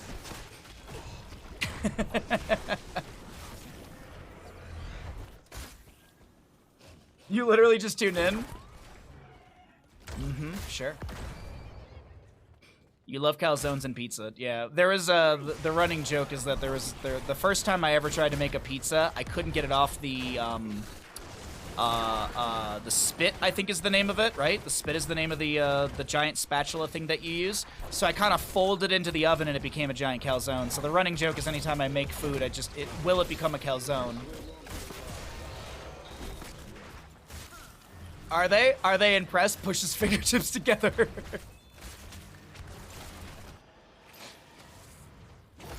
we fail on this stream quite a bit, and it's for your enjoyment. Tomb of the Spider Queen will continue in the rotations, in soaking up gems here in the EU in-houses. Death Knight taking a lot of damage. Thrall will get one root. Gonna try and poke out with the Chain Lightning here and there. We do have the Ancestral Wrath as well for the Thrall at level 7, so his brawliness into some of these high health pool heroes is really strong, but overall, it doesn't look like he's gonna be able to step up right now. Fetid Touch is done. Fetid Touch in 4 minutes and 55 seconds. Ooh-wee, that is a very quick Fetid Touch to be finished out by Death Knight. And what does he get for that? After hitting 15 heroes, reduce the cooldown of Weighted Pustule by 5 seconds and remove the mana cost. I think it takes it down to like, what? Is it like 10 or something? No, it takes it down to 5, actually. It takes it from 10 to 5. Spider Grenade goes out from Ana, connecting onto the Uther. We've got some low mana bars on the right-hand side between Altanox and MG. First web weaver phase will come through, favoring our blue squad. Just skimming through the talents as well. Mostly sleep build for the Ana. Gonna be going into Mind-Numbing Agent at level 7. Every dose a hero has reduces their spell power by 10%. 14 stacks on the Stitches, so he's got... he doesn't actually have one increase yet. It's at 20. I was thinking of the old way that it used to be scaling, which was a lot smaller. But anyways, but you also didn't start with a good chunk of movement speed as well. This talk of calzones make me hungry, and you just had breakfast. Oh, I mean, well, welcome to the stream, Simon. If Heroes is on the screen, usually I'm talking about food. Unless chat is just like, if chat's just like lurking and chilling, then I usually don't get distracted by food. But it's a very common conversation on the stream. Usually we just turn on Heroes of the Storm in the background and then talk about food. That's the reality of the stream. Make it up to me by making me a calzone. Why should I? Why should I? You sound like my neighbors. Make me this. Why should I? Because. Oh, okay. Oh, okay. That's nice.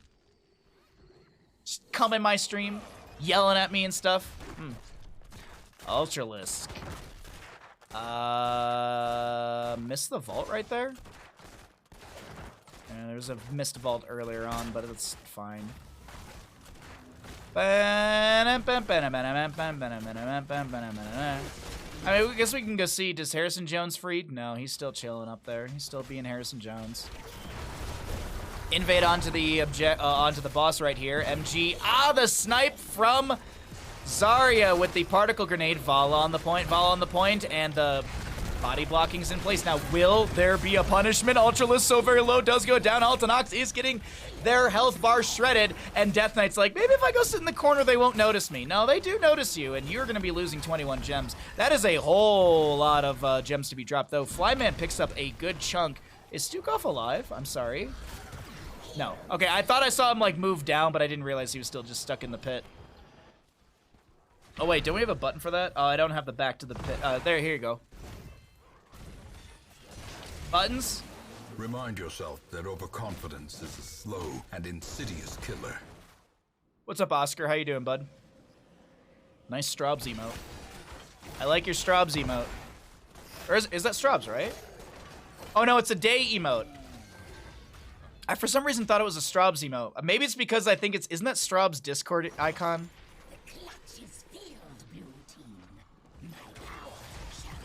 It's one of those two things. Anyways... Blue Web Weavers will descend again for our, guess what, blue team. Ooh, Zarya will fall here. Yeah, trying to avoid the lurking arm from Stukov, but still going to be going down to Thrall. 69 gems on Flyman, a very nice number to note for all of you at home as Stitches slams over the wall. 18 regeneration globes for Stitches. As I mentioned, I kind of still feel like Alexstrasza, this is the one map where you can really utilize Alexstrasza, especially because of Stitches' level 1 synergy with her. A meme turn. Yeah, it's from like Frisky Friday from like a few weeks ago. I remember seeing it in her Discord, but then I for some reason I just confused it. But anyways. Simon, thank you for the Prime Gaming for 5 months. Thank you, Simon. I will resend your alert when we get out of game. Much appreciate the support. Thank you again for using your Prime. I caught a fish, everybody. We caught a Prime. We caught a Prime. I didn't even go fishing. I was just sitting here talking about calzones, and we get a prime. I mean, I might need to adjust my spiel. Expulsion zone, hook out, won't connect onto an enemy hero. Dead propulsion from the Blaze will though. MG wants to step in. These tight corridors are the best place for Thralls to fight in, and he'll pop the Earthquake. That's a great spin through from Hogger, who gets put to sleep. Hogger goes in to try and shockwave the Ana on the backline. Gets put to sleep. That's on a 10-second cooldown, just about to come off cooldown. Oh my god. What a good read from Ana right there. Yeah, we have a bunch of... I have a soundboard of some of the Darkest Dungeon clips. I need to get the Mariner... The Marinera one. No, I need to get the, another Mariner, another Misfortune. But we have a couple different clips. Also, we've been replaying Darkest Dungeon on stream. I modded the game to have a couple classes and a few other little things here and there. So, if you enjoyed Darkest Dungeon, we'll be playing more of that this week. Shockwave from Hogger connecting onto 3 enemies, as that's going to be Sven in the corner trying to back away. Hogger doesn't get a good bounce through the enemy, actually lands... I guess maybe it's a safe bounce into the enemy and back into the allies, as a hook will connect onto Death Knight. Vala gonna vault forward, the sleep dart from Ana, but Stukov doesn't go behind the gate. He still takes way too much damage and will fall to the Nexus forces. Vala getting her 3rd stack on the level 1, but that will be her losing another stack on Creed of the Hunter. I don't see a world where she's able to get out of this alive, especially with these snipes from Zari on the particle grenade. She does have the pinpoint accuracy. Particle grenades deal 54 more damage and slows movement speed by 25% for 2 seconds to hit enemies at the center of the blast. Oh, sorry, I'm the verbiage on that's weirdly written, but I also read it very weird. As Flyman does manage to turn in a good chunk of gems, this builds a little bit of a gap to kind of push back the waves, allow people to respawn. Top lane's actually going to get really, really far into this lane, and I wonder, will the fort fall? Does Stitches have enough clear into the Web Weaver and the wave that's already here?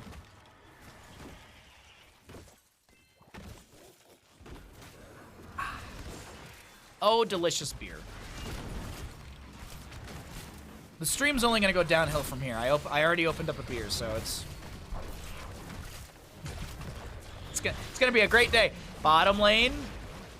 I thought the Blaze was going to be caught out, but gets the Jet Propulsion out. They're A-okay.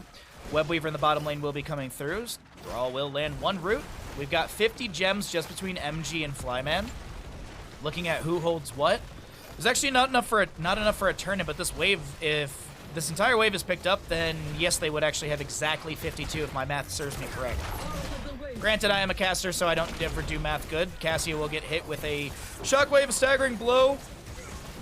Hog wild through a few enemies. Thrall will pop the Earthquake, get the root onto a couple. Ultralisk was gorged by the Stitches, gets the Divine Shield from Uther and decides, hey, now's a good time to keep autoing and autoing and autoing. Hook onto MG, a lot of good damage onto Thrall, but great healing out from Death Knight, as well as the trait value of Thrall. Look at the right side of our screen. Jet Propulsion from Blaze onto 2, has that AoE splash on it as well. And now Stitch is going to back up, maybe look for an angle onto a hook. Hook should be off cooldown. This corridor is this is like going fishing in a corridor. No!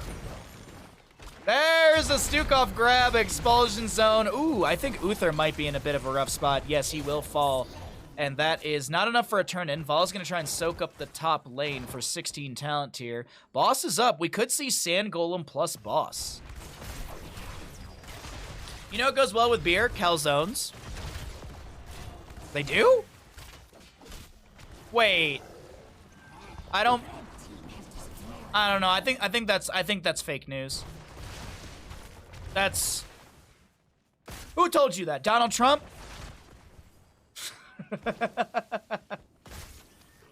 I don't believe it. 26 gems, or excuse me, 26 regeneration globes for Sven, as the turn-in will be had. No boss.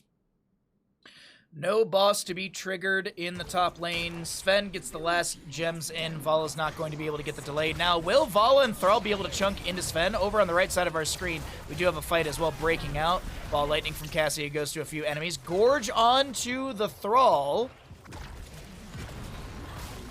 Earthquake will be used, trying to get procs onto the trait, and it gets one right there for a little bit of healing, but it's not enough. 20 gems on the ground. A hook goes out from Stitch, is not connecting. Vala is able to pick up those gems that did drop down from the Thrall. The Blaze, so very low, will be taken down in this engagement as well. The The Divine Shield from Uther will be utilized as we take a closer look at this engagement here. Let's actually zoom out just a touch, and the Zarya is taken out. Consistent kills for our red team as these blue web weavers have descended into lane, and wow, we have our red team turn things around. Granted, they did just lose their bottom lane keep, mid lane being threatened soon.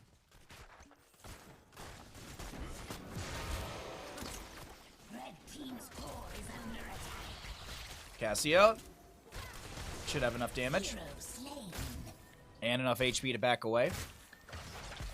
So, there's a lot of enemies at the bottom of our screen. Rain of Vengeance from the Vala, massive shove onto the Ana. She's going to be tanking tower shots, trying to get the heals out. Staggering Blow keeps Banana in range of the structure as Drak is going to try and take down the Vala, but Ultralisk has got that hot pursuit and is going to be able to move faster than Cassia can chase. This is going to be a Cassia kill, and oh my god, what a turn of tables favoring the members of the red team in this late game, getting a solid few kills. And all I can say to that is, how quickly the tide turns.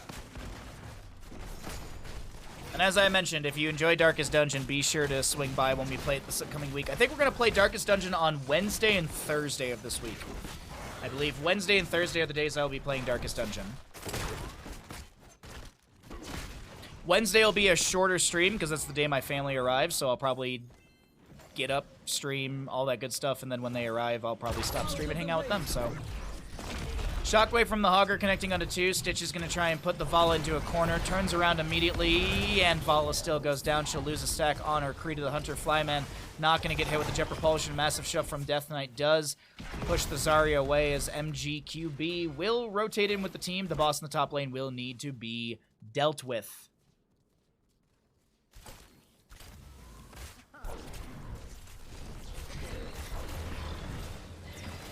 Okay. Boss gets the keep front gate, and turn in, we're looking at 42. Enough. We're looking at enough, chat. Look at that math. It's so good at math. Well, anyways. Boss and top is cleared out. The full gate doesn't even go down. Stitch is maybe looking for a Gorge hook target. Can't find anyone. Doesn't find anyone. Who's got the gems for the turn as well? We have 11 on Thrall, 9 on the Hogger, and 2 on Uther. Are all necessary? I don't think so. Zarya gonna try and min-max that energy level, taking some shots from the fort in the top lane as the Earthquake from the Thrall will come out. We do have Blaze going immediately onto Vala on the lower side of our screen. Expulsion zone from Zarya to zone back a few enemies. Thrall gonna Wind Fury forward, try and get the root onto the Stitches, does manage to land it. Hogger with a bounce, doesn't land where he wants to. Shockwave from the Hogger does go out, and the Divine Shield from Uther does connect. The no control level 20. The Zarya, she's so very low to the Thrall, and that is a trade. Zarya for the Hogger. Jet Propulsion out from Stark. And meanwhile in the bottom lane, Catapults and Siege Giants have arrived to core, and they'll start working through some shielding. Can Stitches get a blind hook? He can't. Core shielding will start to drop rapidly here. Vala will go deal with this, and I think the camp gets a little bit of damage onto core. A little bit of damage onto core. I don't think we're going to be looking at like a 5% after all of this. I think about 20 or so may have gone down. Somewhere around 20% was taken off that core, so still good value during all of that sort of back and forth rigmarole. Zarya and Hogger being traded, but also you're trading that Zarya for 20% off the enemy core. Kill, thank you for the tier 1 for 13 months. Thank you, Kill. Recent alert will get out of game as we are in this late game for Tomb of the Spider Queen. Things are getting spicy, and a good hook onto Death Knight. Gonna drop that weighted pustule onto Sven. A very low Cassia on the left-hand side of our screen trying to back away. Jet Propulsion out from Blaze, vaulting forward from Ultralisk with a sustained chase, gets the level 20. Has the level 20, excuse me, Farflight Quiver, but now Vala's on the far side of this fort, or far side of this wall, and there's nothing you can do right there. She's gonna go down. What a max range hook onto Altanox. Death to the Thrall. Now, is there enough to just go core here and end?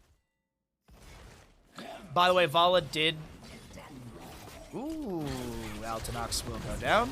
Oh, that was redemption, that's why. I was like, why are they back? So full death timer for Uther there. 2 members dead, but the red web weavers are in lane, and is this enough to dissuade the enemy? Is this enough to dissuade our blue team from just going and ending? 19, 20 minutes in here. Sleep Dart goes wide from Thrall. Drakon Core, Massive Shove will be connecting onto Blaze. Gonna look for a re-engagement here. Doesn't land the Jet Propulsion. Hogger with the bounce off the wall. The Web Weavers are pushing up the lanes. Some blue bars are getting a little bit low here, and will they back away? A hook goes out, but it's not going to be able to pull Stitches, or excuse me, pull the Stuke off now. Hogger steps just a little too far forward and will be punished for that. What is the call? Is the call to go core and end, or is it to go clear the waves? It's going to be to go clear the waves.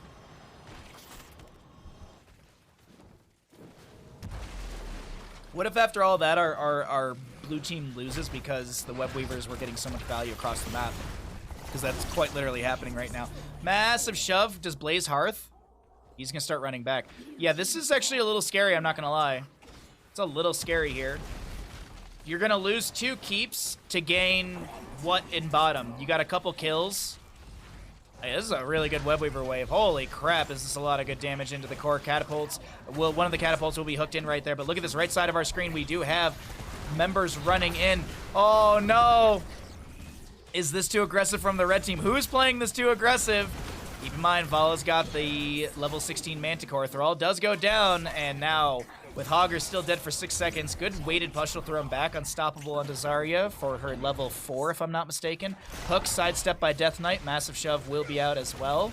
Didn't get the cooldown reduction from the distance. Death Knight should go down here. Uther's going to drop the Divine Shield onto Stukov. Jet Propulsion from Blaze not connecting onto Ultralisk. As Flyman's back in the mix, but Ultralisk gets hooked. That is the end. No, Ultralisk lives. Great Flyman stun.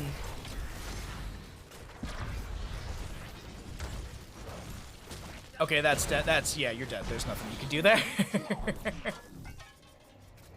All right, we're playing catch with Dad in the yard. We're going to one core, we're going to the other. We're going to one core, we're going to the other, but I think this time this is going to be the end of the map. Yeah, the chase onto Uther will continue from Zarya. Actually, not even that. Zarya is like, I'm going to go help my allies end the game, and that is going to be our map number 4 on Tomb of the Spider Queen. Good back and forth, good plays. I got to say, we've had some really, really good matches here in the EU in-houses this Sunday. Really, really close games between a lot of these players, but this game right here will go over to our blue squad, and they'll be able to gorge their way through the enemy team, taking down Uther one more time. Hogger as well to fall. No, Hogger will live. GG, well played. The blue team takes Tomb of the Spider Queen.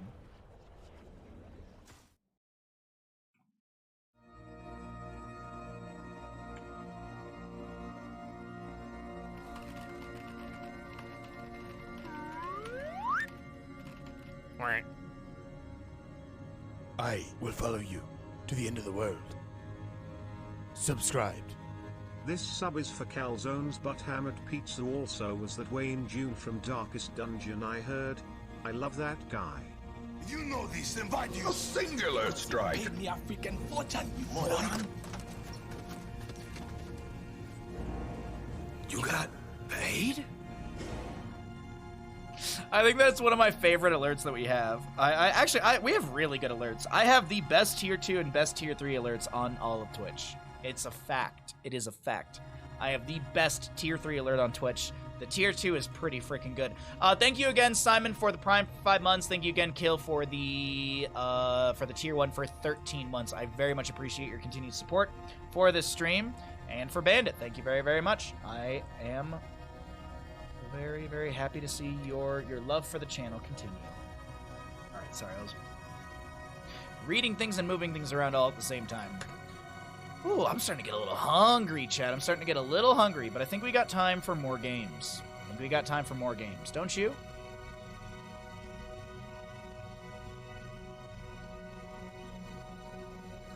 Don't you? We have our bird cam. We have our bandit cam. I mean, realistically, we don't even need. I mean, I should just do this. There we go. This is the real setup. Actually, hold on. Let me get the real setup. Where's Day? Where's Day? Where is it? Where are you? There it is. There we go. I officially have the best cameras. I officially have the best cameras.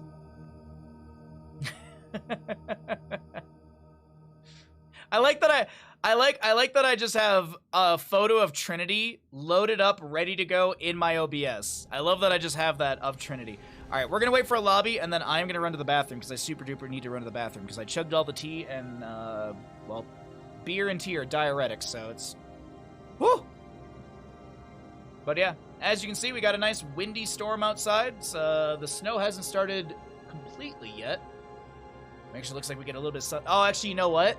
I can see the last bit of like sky on the right side, and then to the left, to what I think is the west. Yeah, you can see it's just gray. It's just incoming storm.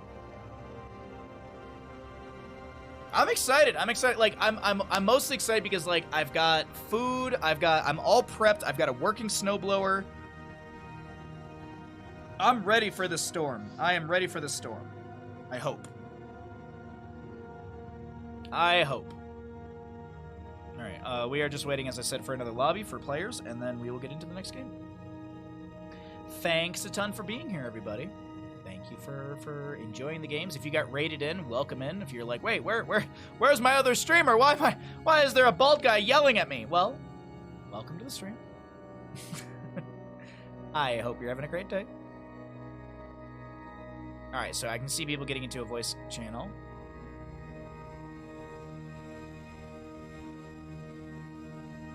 It's still Guile's theme in my head, man. Why?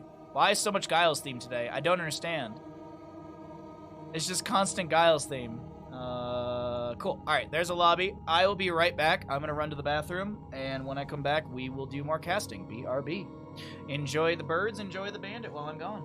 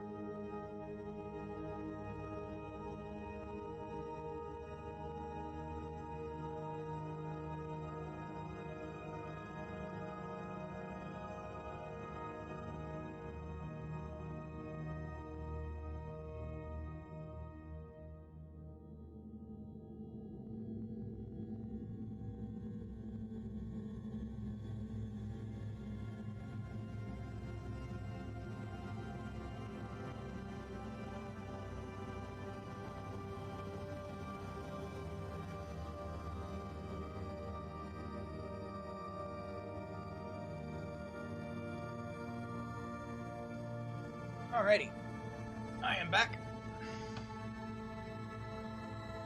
We're back, and look at that timing from me. Look at that timing from me.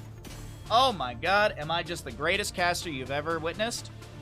Now, welcome back into the EU in-houses. My name is Bahamut. We've got Sky Temple.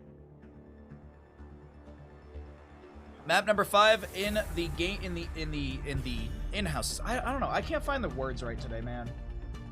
I don't know. I just can't find the right words today. Constantly just tripping over everything I say. And if someone's like, "Well, maybe you shouldn't have a beer." Well, it's not that. Because I was struggling to say words even when I woke up this morning. Left-hand side, we got some blue players. Right side, we got some red players. Wow, crazy. Oh my god. Some new players here and there. We're gonna see a couple new players that have jumped in since the start of the in-houses today. You should have coffee. Then I would feel sick and not be able to talk even more. Because I would be struggling to make sure I don't vomit. I can't drink coffee. I can't. I just can't do it. My body don't like it. So, yeah.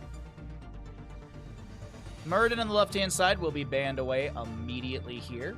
We will be seeing what else to be gotten rid of. Lucio as well. Any hot priorities on the Genjis? Like, I'm very curious what the draft will be, because Sky Temple is a bit of a unique map in the way that you want to play it. You really want to lean into those globals. Dahaka, Brightwing, Falstead, highly prioritized. This is a map where you do see Samuro, Abathur shenanigans. Maybe we see some Abathur action as well. Tea Tan? I drank 2 cups of English tea time, some black tea. I have a Som tea, but if I drink a Som tea, I'm just vibrating. Like, I'm so hyper. And I really like, caffeine's not really that big of a deal for me. It's just, I don't need it most days. I don't know. Either way, first pick Joanna. First pick Joanna will be coming through. I think I honestly just really need to get like a good restful day off. I think that's the big thing. Also, I've been in constant pain for like 2 months straight with my hip, so that doesn't help either. So a Joanna first pick on the left-hand side. This does open up things like Blaze and Genji, so I'm wondering if we do see that immediately. No, it's going to be Blaze and Brightwing. Okay. Blaze and Brightwing going to prioritize the healer and that global factor. We are going to also have 2 more picks before we get into our next ban phase. Mid bans, we'll talk about that in a second. Joanna paired with what? Do you want to go ahead and grab your healer with the Joanna early on? Are you looking for a good sustained damage dealer? We have seen a lot of Vala today. Maybe that's because Genji's been banned out a lot, so maybe we won't see Vala in this game since Genji isn't banned away. Sylvanas and Rhaegar, great healer and sustained push from the Vala as well, or the Sylvana, excuse me. Getting into our mid-ban phase, we could see a ban. So Dahaka's already banned away.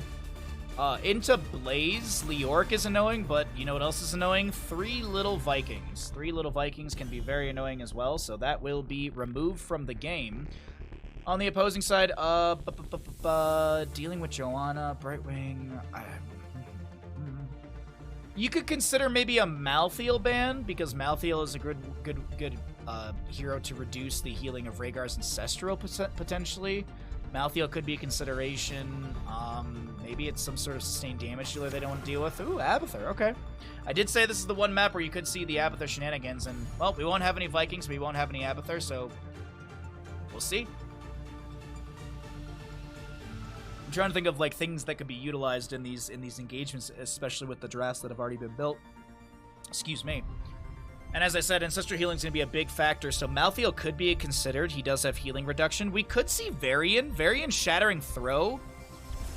Oh, wait, no. Shattering Throw is the same talent tier as Mortal Strike, so you couldn't try and deny Joanna shielding with that. So, Anub'arak instead. I mean, Varian isn't a super big priority, but he sometimes can pop up, and Sky Temple feels like the map where you could see a Varian here and there. But the Anub'arak will be grabbed. He's great for the objective phase, being able to spawn beetles. His chain CC is great, is huge. Sorry, not to use the same word twice. Also, Cocoon is annoying to deal with, but now you've got a lot of characters that can break people out of Cocoon. Tracer can break Rhaegar out of Cocoon easily. Sonya can break whomever out of Cocoon with Spin. Rhaegar actually does a decent job. Sylvanas too, so obviously that means that we are going to be seeing the Locust Swarm at level 10 for the Anub'arak. Obviously. Start prediction! Start prediction. Who wins Sky? Get your... I'll wait for the game to load in so you can see level 1s, and then I'll start prediction. I hope you're all enjoying the games. Thank you all for being here. I really do appreciate it. If you're having fun and you're not following, I hope you at least hit the follow button. You can get yourself some free follower emotes. It helps the channel push us closer to 7,000 followers, and I love you. You're welcome. Thank you. No, seriously, thank you all for being here. I say this all the time. Like, I'm lucky I get to do this for a living. Like, I don't make a ton of money as full-time streaming, but God, do I love... I wouldn't trade this job to go back to engineering by any means. And like not like money or anything like that, but like waking up every day and hating my job and just quite literally forcing myself out of bed to go to work. I hated that. I did that for 5 years, man. Did not like that company. And now when I wake up, like I'm pumped to get up out of bed. I'm pumped to get up.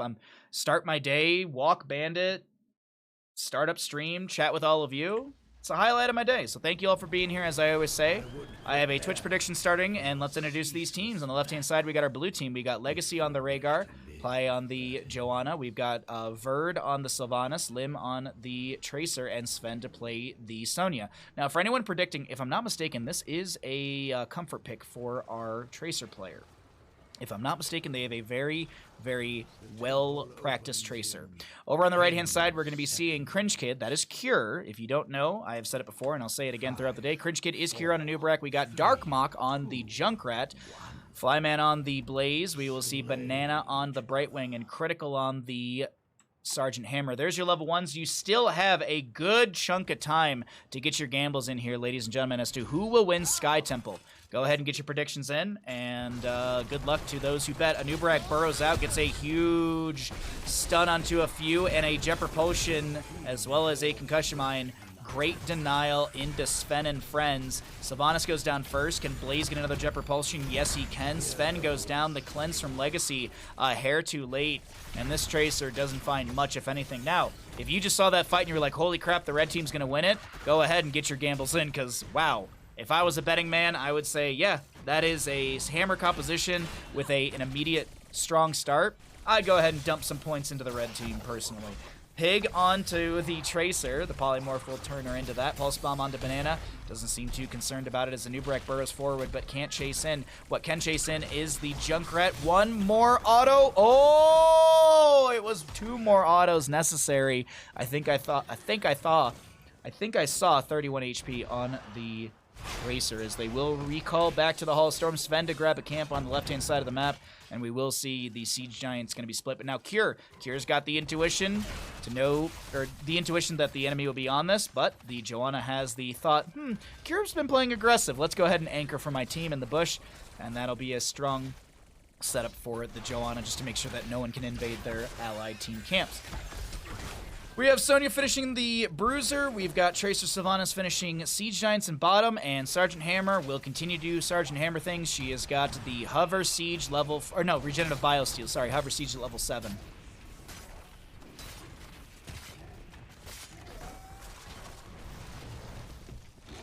Ogma, thank you for coming by. I hope I got your name right.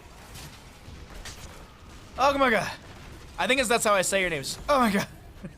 You just kind of groan and try the letters.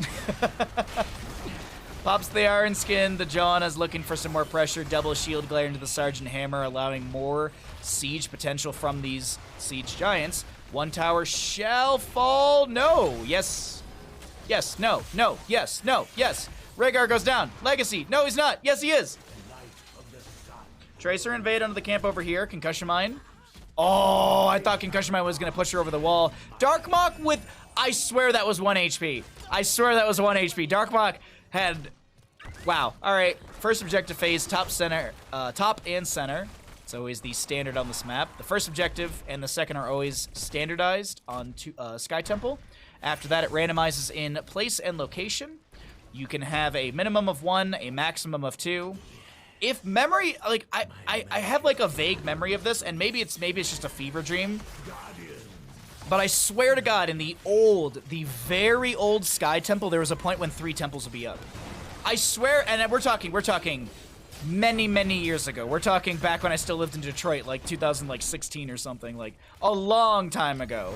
I feel like there was something like that with Sky Temple, where you could have all 3 temples active at once. It was a thing? Okay, so, because like it's one of those things where like I feel like I could have just misremembered it, but I swear that was a thing. But it wasn't like I don't think it was something that lasted very long, if ever you actually put into live game. But I remember it at one point. Anyways, I mean, hell, we used to they tried to do items in the game, right? They had it wasn't really items, it was the runes. They tried to do runes in the game, and that lasted all of like not even a patch. I don't think it was. Do you remember Trapper's Alley in Detroit? It sounds familiar. It sounds familiar, but I couldn't like tell you where it was, or like Gladiator's Medallion. As a caster, I kind of liked Gladiator's Medallion, and hear me out before you start being like, oh, you just don't understand the game. I liked Gladiator's Medallion because it forced a huge meta shift, and that's what I like the most about Gladiator's Medallion. is that you just saw some different drafts from people because people would be drafting around medallions. So, and I understand, like, it was not very good for the game. It wasn't very good for the game, but I thought it was cool as a caster because it was just, I got to see more Gazlo and stuff like that, which was really cool. So, that was the only thing, is just medallion allowed some slightly different metas since you weren't so heavily reliant, excuse me, sorry. You weren't so heavily reliant on having like a Rhaegar cleanse or an Uther cleanse. So, that's just cool. It was cool for a little bit, but I'm glad they pulled that experiment back. I mean, weather was really dumb. I think the coolest thing of weather was the invisibility, because I think tanks could have utilized that. What was it, the fog? That was the only cool weather. The snow was dumb, the lightning was dumb, but the fog one, the invisibility, that was kind of cool. That was cool for like tanks and stuff to create sort of unique ganks or unique rotations. Medallion made Kira into a useless hero. Isn't she already? Like, subscribe, and favorite my stream, everybody.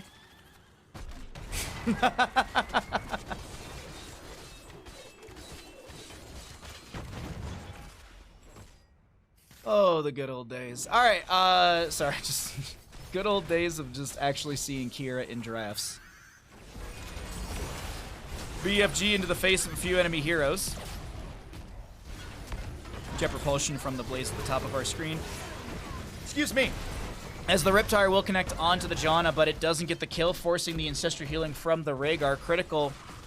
Gonna be slowed by that Earth, or by that Totem. Ooh, that was really scary right there for the Hover Siege Hammer.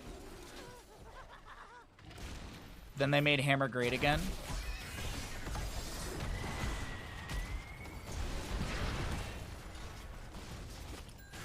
I mean, we used to get Kira in CCL. Was it played the best? Did it get a lot of value? Not really, but it was fun to see. That's what I was saying, like the good old days. Back in my day. Phase shift doesn't get the channel time.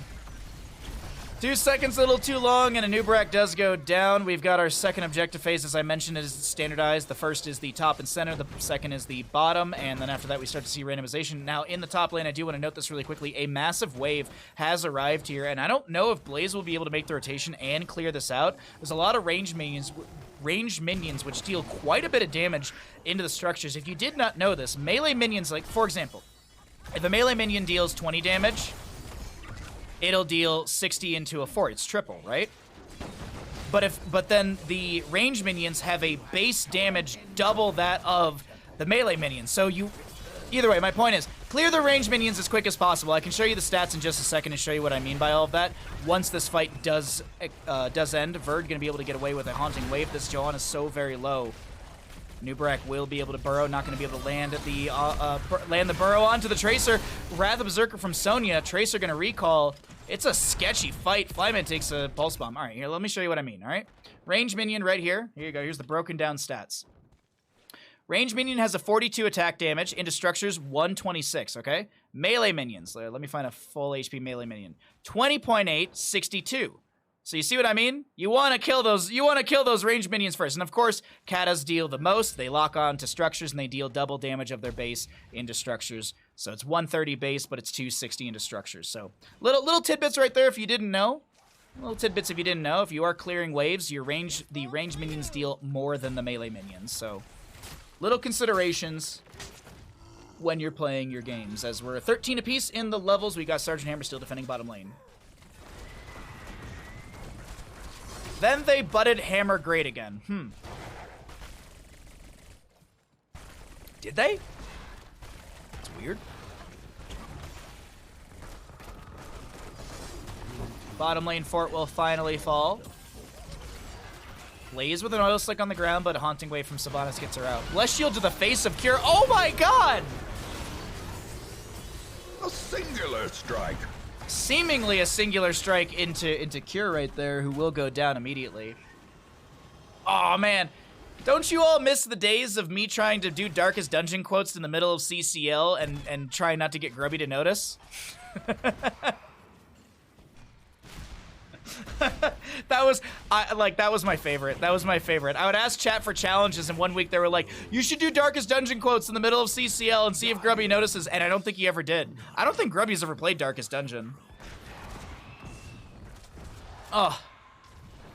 I just want to be able to get a big old league to cast again, so I can do these dumb little challenges. Fun little challenges. Let me correct myself. Bruiser Camp is about to be up. Sonya might be grabbing that. We are seeing a trade onto temple phases as Blaze does get the mid lane fort. Blaze will confirm bottom lane fort in the shots from said bottom lane, though. Joanna's going to take down the keep front gate and get some damage onto the keep. Actually, she's not going to do either of those things since the rotation will be had from our red team, and the disengage from blue will be utilized. All right. Sonya Sylvanas grab a camp. This feels like just a rush for level 16 from our blue team. Yeah, they're going to give these temple phase. They're fine with parity on the map when it comes to structures. Parity being 3 keeps and maybe some gates here and there. Oh, wait, hold on. Joanna's trying to back out over here. Did get displaced a little bit, maybe from the Junkrat. Haunting Wave not going to be re-triggered by the Sylvanas.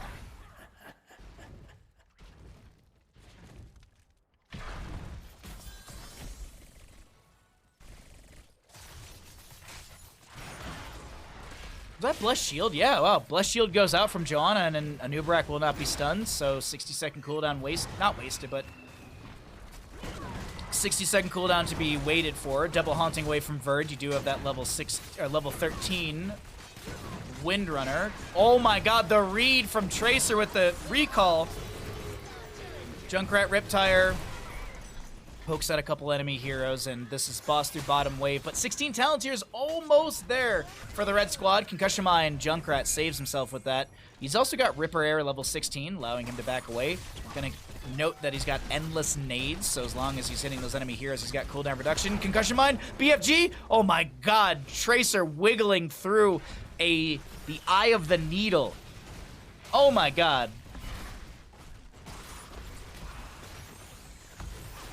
What a good wiggle from Tracer, I gotta be honest. Extremely, so hard to dodge all of that. Joanna gets chunked a bit there. Flyman Jet Propulsions forward, has to pop the Pyromania. Boss and bottom is starting to work its way towards that keep. Legacy getting low in the Feral, or in the Wolf Run, able to back away. All right, we're even Talontiers. Boss does go down. Hammer's gonna start clearing out the waves. Darkmont's going to be just moving their way across the map. The Ripper Air gives massive cooldown reduction. Wait, doesn't it put it on like a 4-second cooldown or something like that? I always forget what the cooldown is. It's a 4-second cooldown. Haha, I'm a genius. Call me Mandrake. So, no recall from Tracer. Bananas around. Riptire from Junkrat. Recall will be used. Polymorph. Jet Propulsion. Anubarak lands the Burrow Charge plus the Impale onto Sven, who's going to look to spin out of there. Meanwhile, in bottom lane, I do want to point out Siege Giants. Chat, if I were to do a bet during the cooking portion of the stream of whether we make a calzone or a stromboli, would you take part in it? If I did it, when we swap, eventually, to the cooking portion of the stream, should we do a prediction on whether I make a calzone or not? I mean, I'm 99% sure I will not end up with one, but...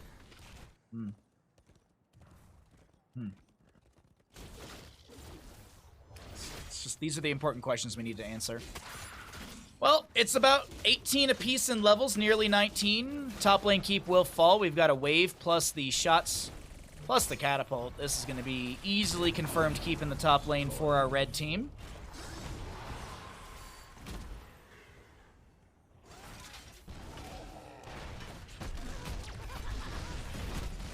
Only if we have endless argument about food definitions? Sure, why not? Well, so here's what I will say, because we've talked about this in stream. A calzone and a stromboli are absolutely different, because calzone is typically sauce inside. Stromboli typically is just meat and cheeses in more of a log.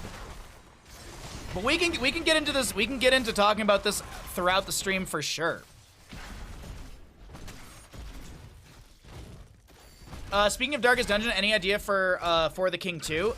Does it have? I know it's on my wish list on Steam. I don't know if For the King 2 has an official release date. I think it's just scheduled for 2023. If you go onto Steam, it might say like spring or something like that. But all I know is that it's 2023 for the King 2. For the King 2 is a game I am going to be playing off stream a ton. I love For the King. It's such a... If you've never played For the King itself, like the base game, like put it on your wish list, buy it when it's cheap on a sale. I think it might already be cheap right now. It's a really cozy game. Like it's super easy. Speaking, is lasagna a taco or a soup? What? I'd argue that Stromboli also needs to be... Exactly. I'm right there with you. Yes, exactly. It's the contents of what are inside and how it is kind of prepared, if you will. My go-to example, because I had talked to my dad about this, is the difference of tacos and burritos. Tacos and burritos, like, they can have similar fillings and stuff. There are some that, like, some burritos, like, you'll have, like Fritos inside. I don't know many tacos that put Fritos inside. So some toppings are a little different. The biggest thing is also, though, a burrito is typically rolled and folded, and a taco is just a taco. Like, yeah, you can roll and fold a taco, but are then you just making a burrito? You know? Think about it, chat. These are the big questions. Is a burrito a type of sushi? I don't know, because those are like two different like cultural foods and stuff. Like I think we're getting way too in the weeds when you start to do that. Like if you want to say is a hot dog a sandwich, sure, that's a fine conversation to have. But it's hard like, because wouldn't a pizza just be a fancy pie, or is a pie just a fancy pizza? Like. I'm sorry, I've been rambling through this fight right here. We've had a lot of back and forth. Verd gonna try and make some big plays with the Windrunner, but it's not gonna work out. Joanna's just like, all right, screw you, team. I'm gonna get some shots from objective phase.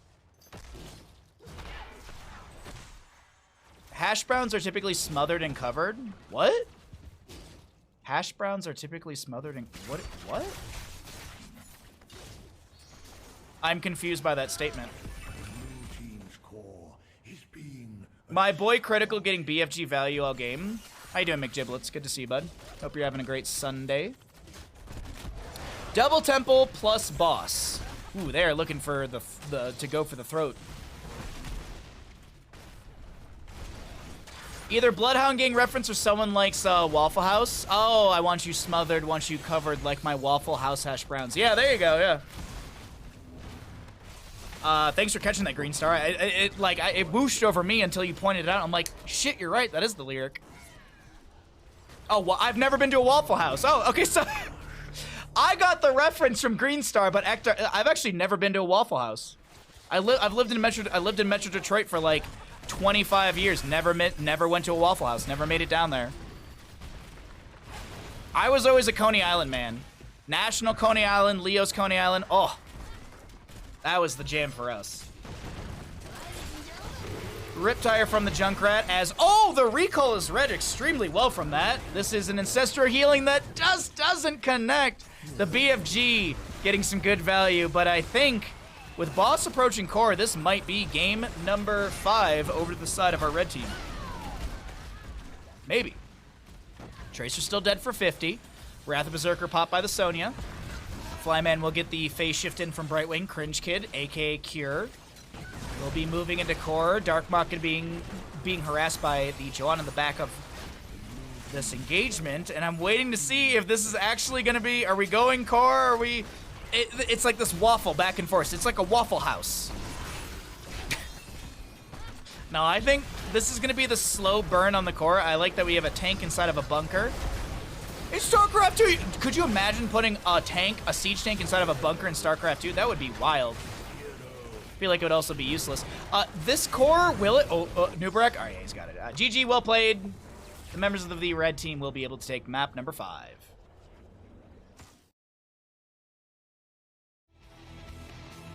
Oh, sorry, Walter, your subscription got eaten by the scene change. You know this, then why do you serve? Because he paid me a freaking fortune, you moron. You got paid? Heyo. Hope all is good.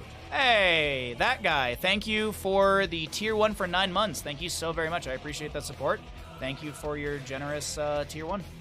That song does reference Waffle House, which is why I chose a particular adjective among many Waffle Houses. I've never been to a Waffle House, man. Never been to one. I know all the memes around them and the environment and the aesthetic, but yeah.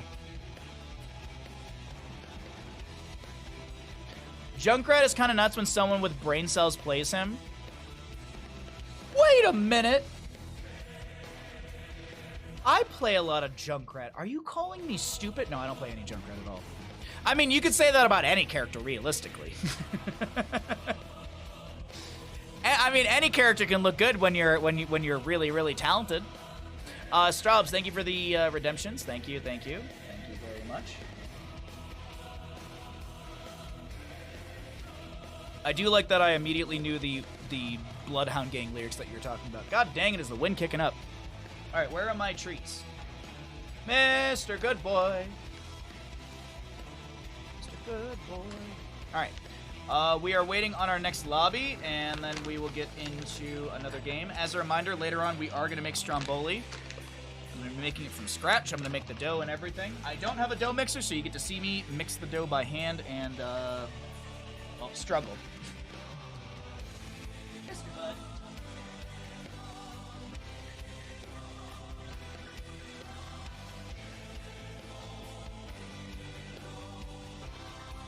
You are perfect. You are the perfect dog. You are the best dog, NA.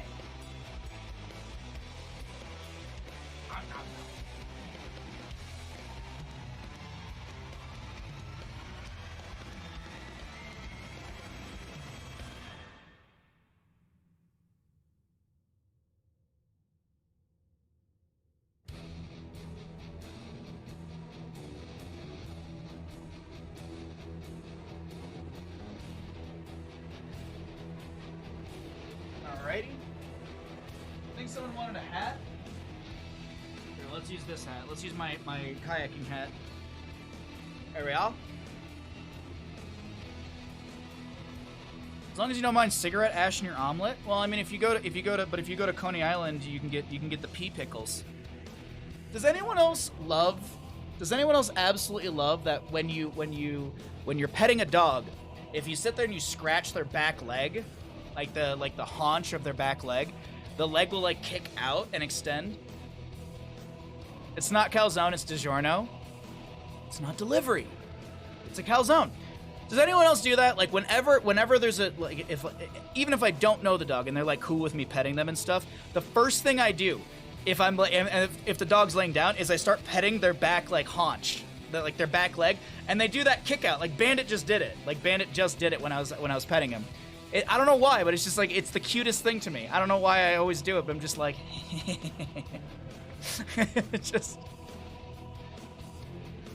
Oh boy, I'm getting hungry. I'm starting to get really hungry here.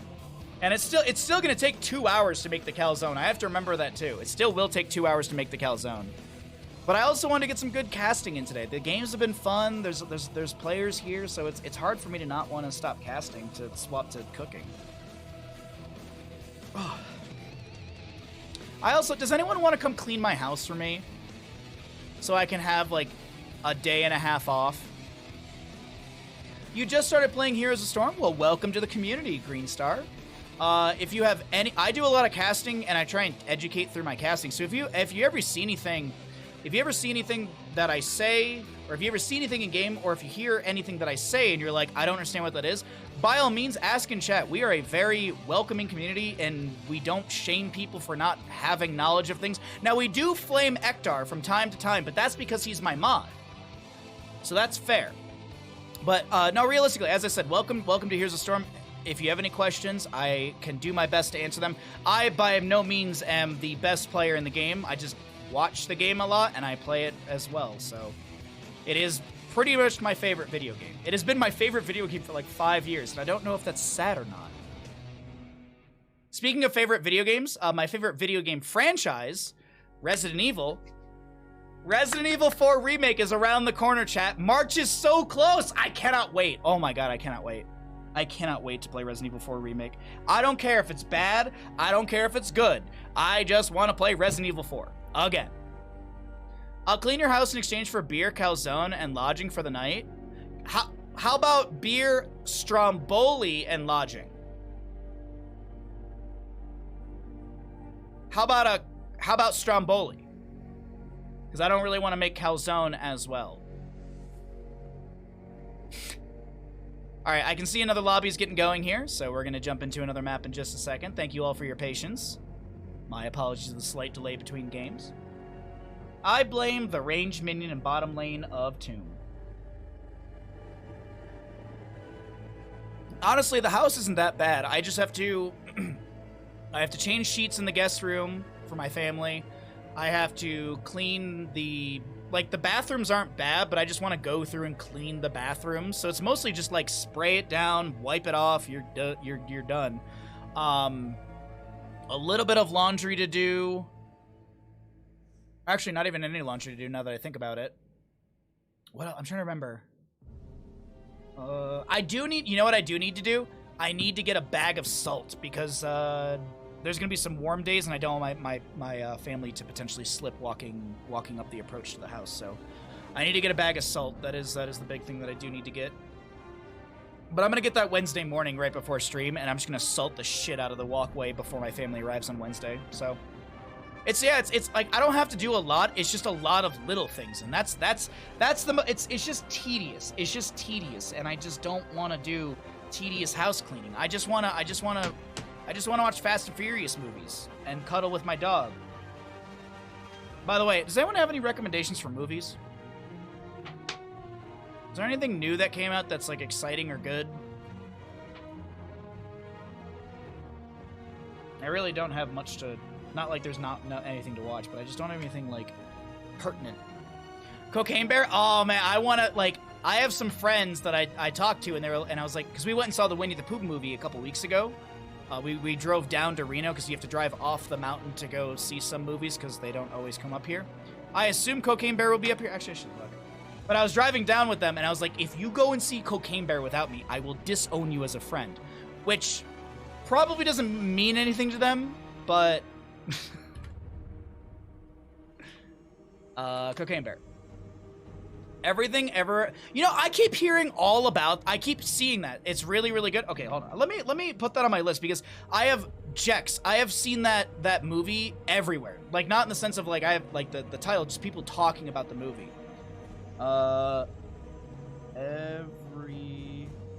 Everything?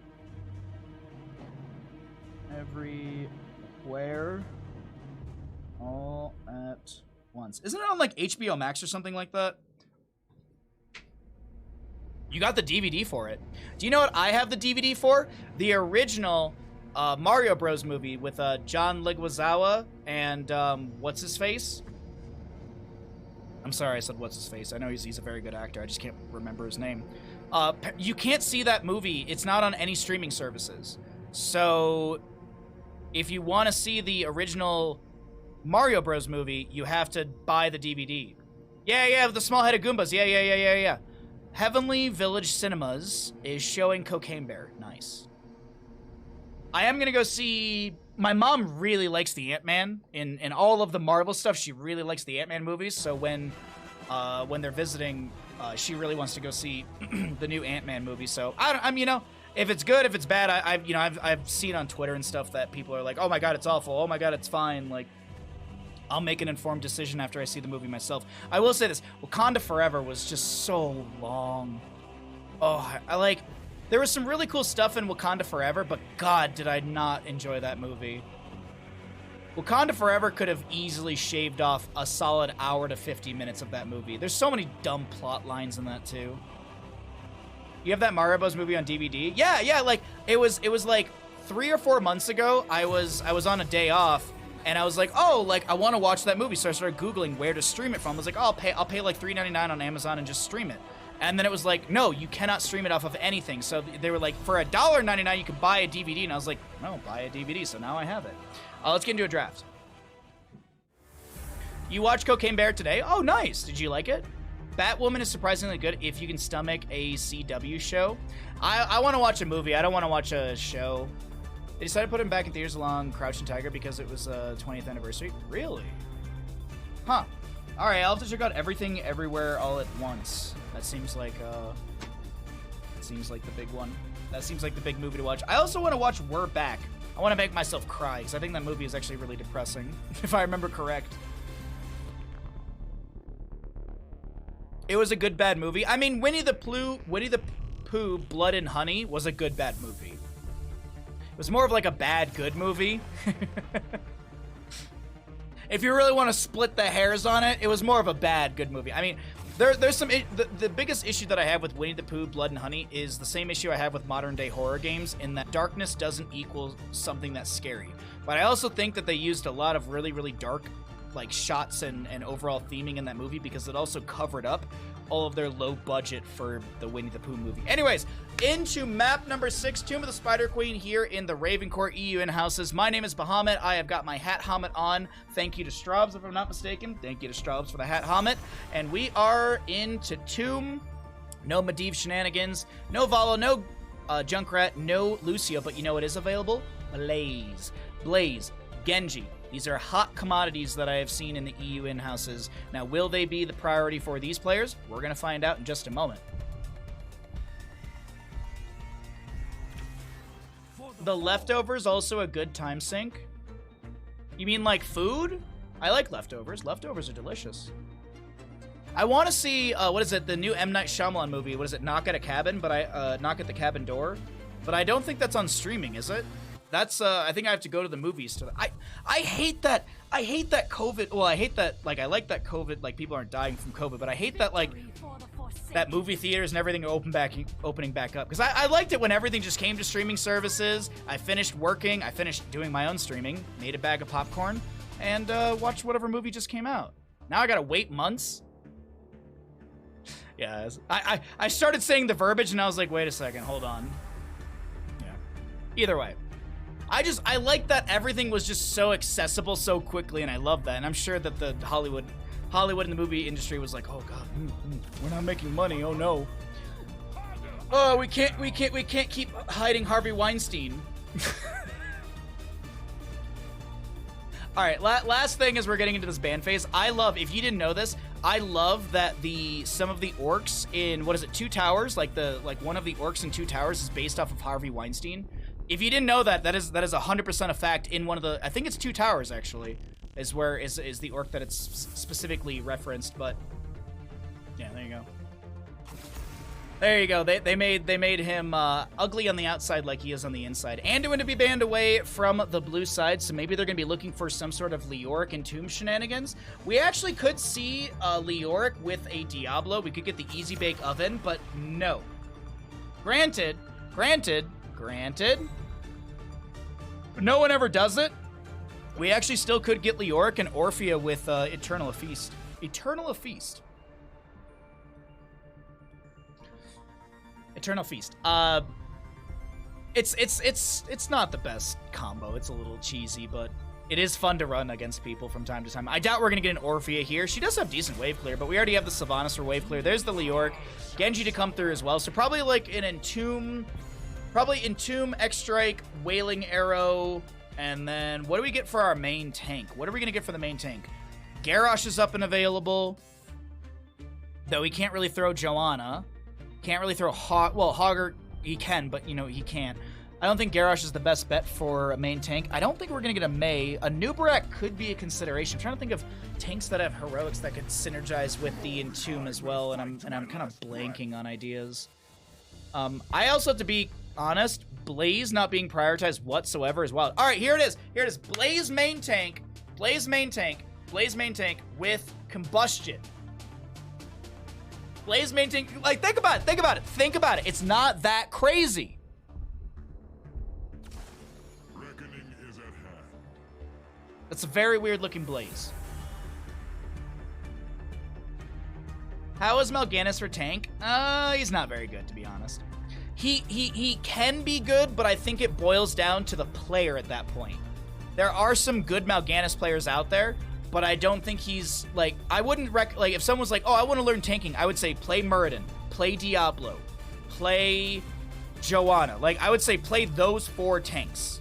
If you want to tank, those are 4 extremely good tanks that are very, very adaptable to what you want to draft. So I would push away from Mal'Ganis. Mal'Ganis and Mei are probably on the low end of tanks for me. I do think that they can be good, but it boils down, as I say, it boils down to execution.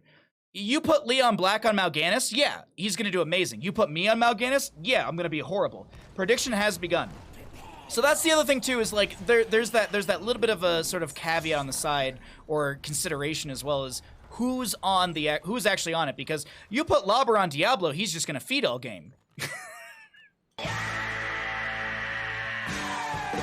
On the left-hand side, we got our blue team. We also have a prediction going if you want to gamble on who's going to win Tomb of the Spider Queen. Soaking on the Leoric, Ultralisk on the Genji, Legacy to play the Brightwing, Darkmok on the Sylvanas, and Masquerade on their Tyrael.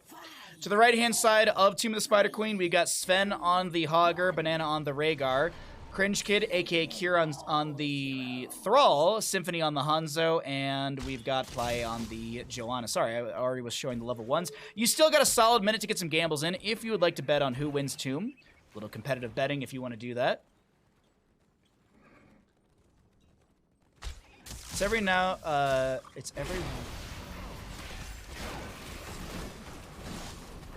like The Last of Us, but it's not dead. Oh!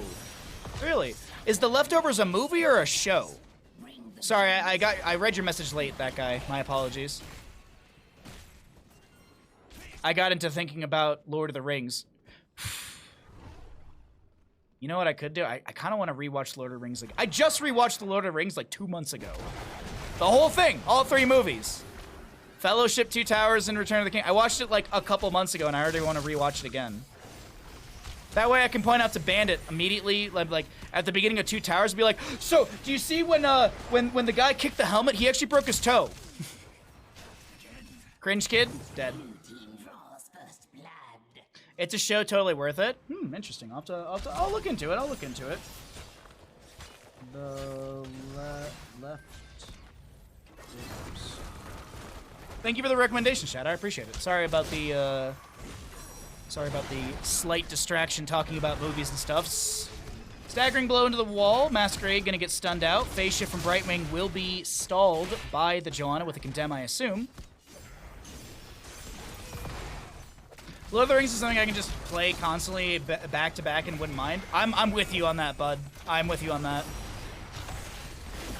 They're not good, but the Resident Evil movies are kind of like that for me too. They're not good though. That's the difference. Is Lord of the Rings is a really, really good trilogy, and Resident Evil is, it exists.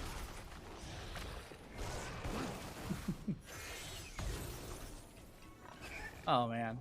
Well, mid lane, we are going to see the camp pushing in, getting the fort front gate to go down. A couple of early game kills also will jump that experience to our blue team. Neither side with a turn-in, but after those couple kills, keep in mind, look at how many gems are available in the pockets. It's about half. Favoring our blue side, as Leoric will get the phase shift from Brightwing. I just saw that, what is it, like WB got the rights to Lord of the Rings or something like that. And so, of course, everyone's immediate panic is, ooh, they're gonna remake the trilogy. And I really hope they don't. I'd hope they wouldn't. It's fine how it is. We don't need a remake of the trilogy. Go do any of the other Tolkien books. Like, there's like, what? Some like 15, 20 Tolkien books or something like that? Like of different battles and stuff. I mean, there's the Silmarillion, which is what the Amazon show is based off of, which I actually stopped watching. I could not get into the Rings of Power show. I just couldn't do it. Masquerade is getting low here in the fight, but Ultralisk will take a scatter to the face and has to swift strike away. Silmarillion, sorry, excuse me, not Silmarillion, Silmarillion, I think is how you pronounce it. But even then, I know, I have friends that are big fans of Lord of the Rings in general, and they're like, oh yeah, I've read that book, and I basically powered through it so I could say I read the book. It's like, okay. I powered through all the Resident Evil movies, but I don't brag about that.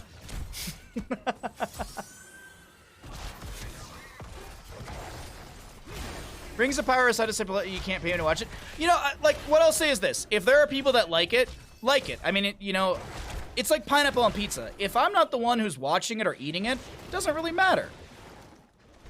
My opinion in the show, I don't really care for it.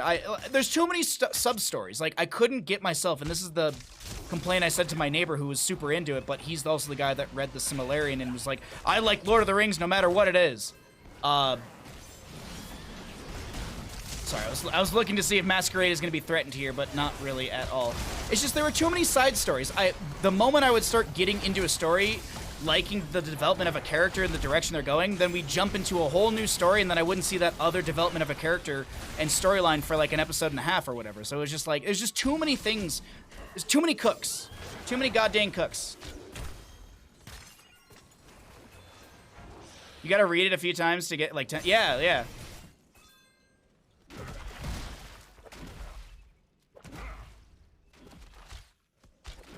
Too many rolled R's?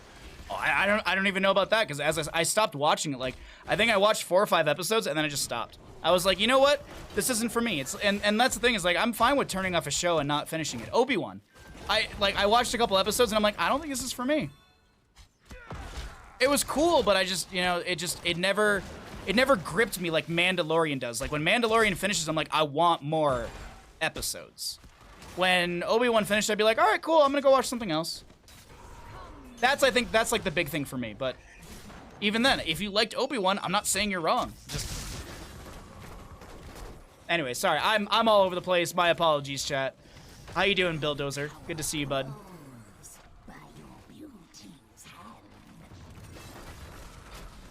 So blue web weavers will descend for the side of our blue team. Big surprise on that one. As we cycle through the other numbers, let's get an idea of what the damage, healing, and experience looks like as we're getting ready for this web weaver push and the 10 talent tiers at the top of our screen. The last episode of Obi-Wan was pretty good, not so much.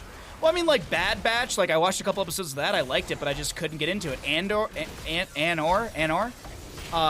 same sort of deal. Like, cool show, I just couldn't get into it. And maybe it was just the day, like maybe I just wasn't, you know, didn't want to sit and watch episodes or something, but I don't know. Big Entomb onto Cure right here. The Sanctification from Masquerade as well sets up the kill. Wailing Arrow from Sylvanas blocking any sort of value that Joanna could add in, but realistically, she doesn't have 20. She can't give a Storm Shield to Cure, and even then at 20, I don't think a Storm Shield's gonna save that Thrall, as the mid lane fort is gonna take a lot of damage. Darkmok has to back away with not a whole lot of mana or HP. The bottom lane fort will fall during this Web Weaver push, as Ultralisk jumps in with a Cybernetic Agility, and that's about all he wrote in the engagement. Cav, holy shoot. Holy shoot. Sorry, I was trying to keep it PG-ish. Just kidding. Holy shit, Cav! Thank you for the raid. I appreciate it. Can someone shout out Cav? If not, I can do it in a second. But, Cav, how was Diablo 3? I was, peeking here and there at your run. It's the last season, like... I asked this question. I don't know if someone answered it yesterday and I missed it. Is it the last season, like, ever of Diablo 3? Are they going to keep running seasons of Diablo 3? Or are they going to stop because Diablo 4 is coming out? I wasn't sure. Oh, no, King Andrew, I agree with you. Like, that's the thing, is, like, I watched a couple episodes, they were good. It's just, it was never to the point where I was, like, one episode would have finished, and I'd be like, all right, when's the next episode? Like, I didn't get to that point, and I feel like that's a big thing for me in TV shows. Joanna with 34 gems will go down. Banana maybe gonna pick up a few of them. Actually, most, if not all, will be picked up. There's a big clump that Cure does get at the end. No one knows, but it's the last season. Okay. Yeah, because that was like, I was reading it on Twitter about like, oh, Diablo 3 season starting, blah, blah, blah, Diablo 4. The way it kind of seemed and sounded was that this is like the last season of Diablo 3 and they're going to invest heavily into Diablo 4 seasons, which would make kind of sense on a development side. I mean, logically, I've never made a game, so I can only just apply thoughts to things. Blizz will probably put on new seasons. Okay.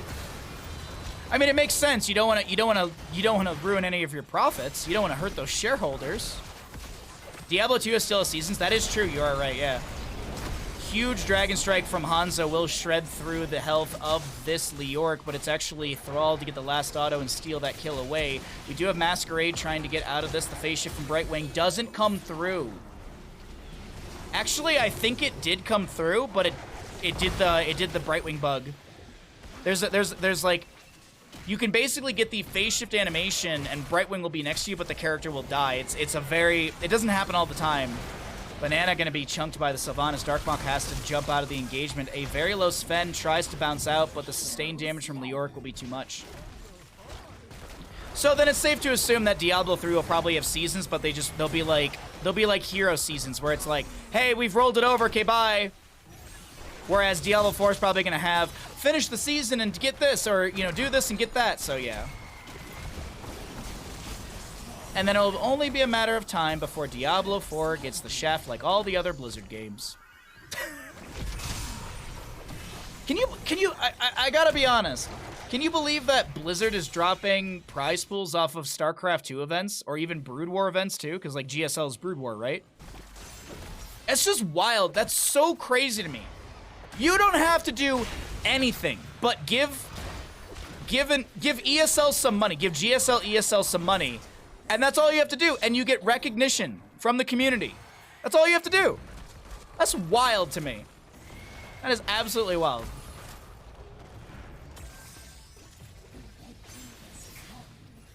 I do like that the esports realm of Blizzard has made full circle back into the one thing they care about, World of Warcraft. That's the only thing that Blizzard puts money into still, it's World of Warcraft esports, World of Warcraft seasons, expansions. It's like Blizzard 10 years ago when they were like, oh yeah, World of Warcraft's so great. Actually, it was more than 10 years at this point. It's like 15 at this point. Yeah, exactly. WoW makes money. Yeah, I know. It's just it's so annoying. Because even Blizzard admitted, they were like, yeah, we shot ourselves in the foot by being so pigeonholed into World of Warcraft instead of like moving into MOBAs when we should have and could have. Or FPSs. Like, I have a gut feeling that Blizzard will just become a MOBA company, and that's it. They're gonna release whatever survival, not MOBA, sorry, excuse me, MMO. They're gonna release whatever survival MMO game they're working on. It's gonna do doggy doo-doo. It's gonna survive for a couple years, and they're just gonna go back to investing into World of Warcraft. I like that's my jaded opinion of it all. Bottom lane siege will continue for our blue team. Bless shield from the Johanna, but a Masquerade sanctification will be utilized just in time and saves this moment. The fight does continue still through the bottom lane. Ancestor healing onto Cringe Kid, who wants to step further into Masquerade, getting the Eldruin's Might out. Do you get the Eldruin's Might out? No. Now look at Masquerade's death timer, 40 seconds. Gets about 9 seconds off that death timer with the trait. Have I watched this Legends of Vox Machina? Oh yeah. Oh yeah. Oh yeah. That was a show where I couldn't even wait for the next grouping of episode releases.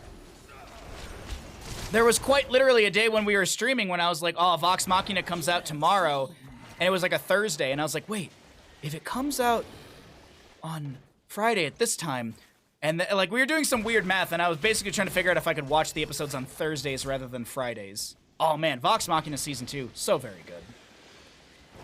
Like, oof. Season 1, like, Season 1, it didn't move slow, but Season 1 had a lot of world building and stuff, so Season 2 could just sprint. Because god dang, the stories we got in Season 2 were so very good.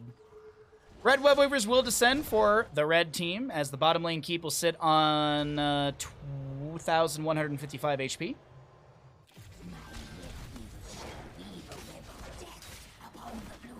Ooh, that Stromboli is becoming more and more appealing by the minute.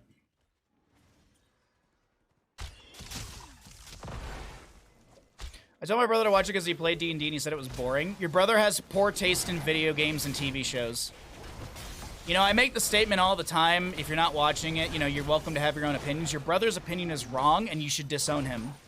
I'm gonna leave the lurk and take a nap. Enjoy the nap. Crack another beer, Baha. It will enhance the Stromboli. Well, see, that's the thing is I want to crack a beer and start working on the Stromboli, I think. I think it might be time to start getting our cooking stream on. I mean, I've just been talking with Heroes of the Storm in the background. Masquerade does go down. He's going to get some death timer reduction off of Cure right there as the mid lane Webweaver does find the fort.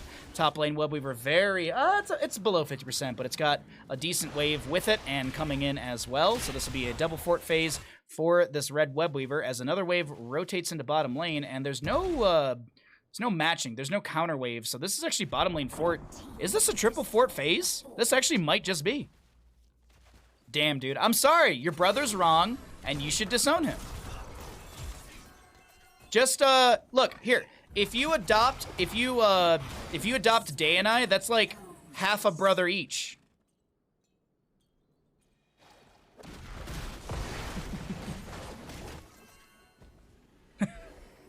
Don't argue with the math. Just agree with it. Agree with Baha on this one. See, thank you. Clip it, ship it, and tell your brother that he's got to move out. Or, I don't know. It's caster math. Sanctification to just save the moment right there. Sorry, I was just looking at heroic cooldowns as well. Wailing Arrow, Dragon Strike. So much is being utilized, and Brightwing tries to stay alive with the Blink Heals. Won't be able to make it out alive. Bounce from Hogger. Sven lands right next to Masquerade. And Hanzo is going to go down to his brother. Joanna is able to pick up a few gems on the ground as well.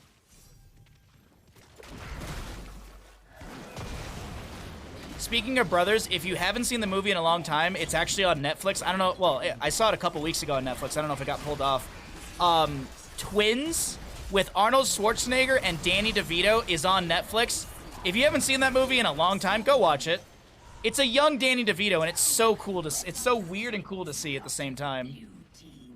Also, it's the same era when Danny DeVito and Arnold Schwarzenegger played the Penguin and Mr. Freeze, and I think they actually make a reference in the Twins to that. Yeah, seriously, if you haven't seen Twins in a while, go watch it. It's so like I hadn't seen the movie in many years, so I rewatched it a couple weeks ago, and I was like, this is good. This is fun. I also love Arnold Schwarzenegger personally. Twins with Danny DeVito and Arnold Schwarzenegger.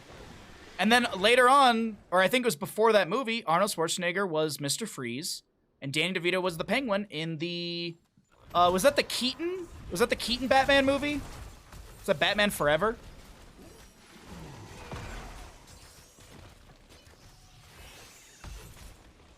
I can't believe it. No one frees Harrison Jones, ever. It's just the rudest thing. Twins came out in '88. When did the Batman movie come out? Because there's literally a line in Twins where like they're saying like, oh, you're like, it's something like ice cold, like you're free, like they literally make a reference to their characters, and so weird. Are they not close to each other at all? Harrison deserves to be trapped forever. You're a horrible human. Oh, so it is. Yeah, they're right by each other. That makes sense. Yeah. It's a line that he says right before they go and buy matching suits. Like, I think it's right before they go and buy matching suits is when they have that line. Regardless, we have the Ancestor Healing. We've got the Buried Alive from the Orc. The Farseer's Blessing gets a second wave of healing onto Sven, but it's not enough to keep the Hanzo and Rhaegar alive. The Red Webweavers will descend. This feels more defensive than anything. I don't think our blue team can end. They're going to clear up these waves, and that'll be all she wrote of this Webweaver phase.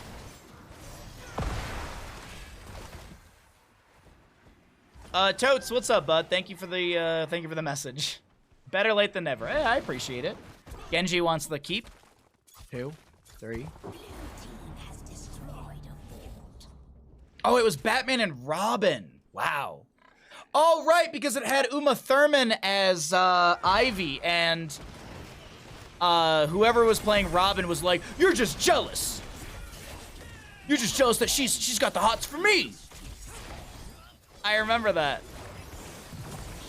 Doesn't Batman and Robin have the really weird opening line with Commissioner Gordon where he's like, "Thanks for saving the day, Batman"?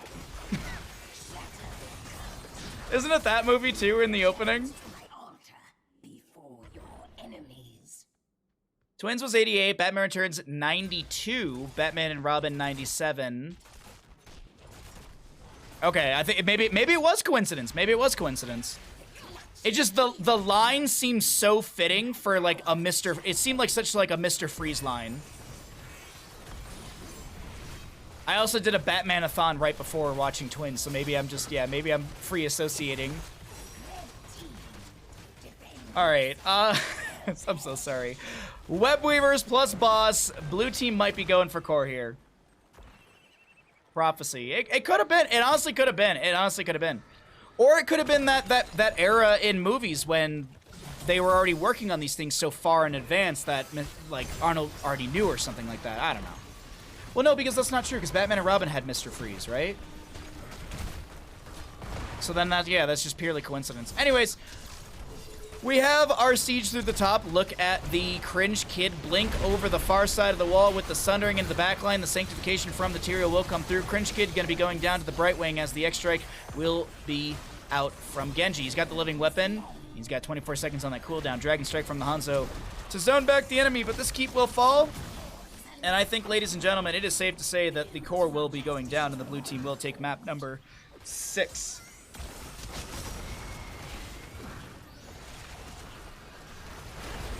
Ancestral onto Rhaegar, I think. Farseer's Blessing, little extra splash, but the boss is slapping core. There's not enough, and you can even see Sven calling the GG, and that will be map number 6 over to the side of the blue team. In our made-up best of 7, it is the blue team who takes the series.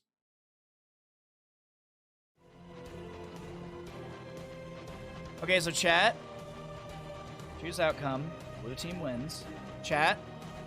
I need to go start the stream in the kitchen. Okay? So, I do not want you to panic. I do not want you to worry, okay?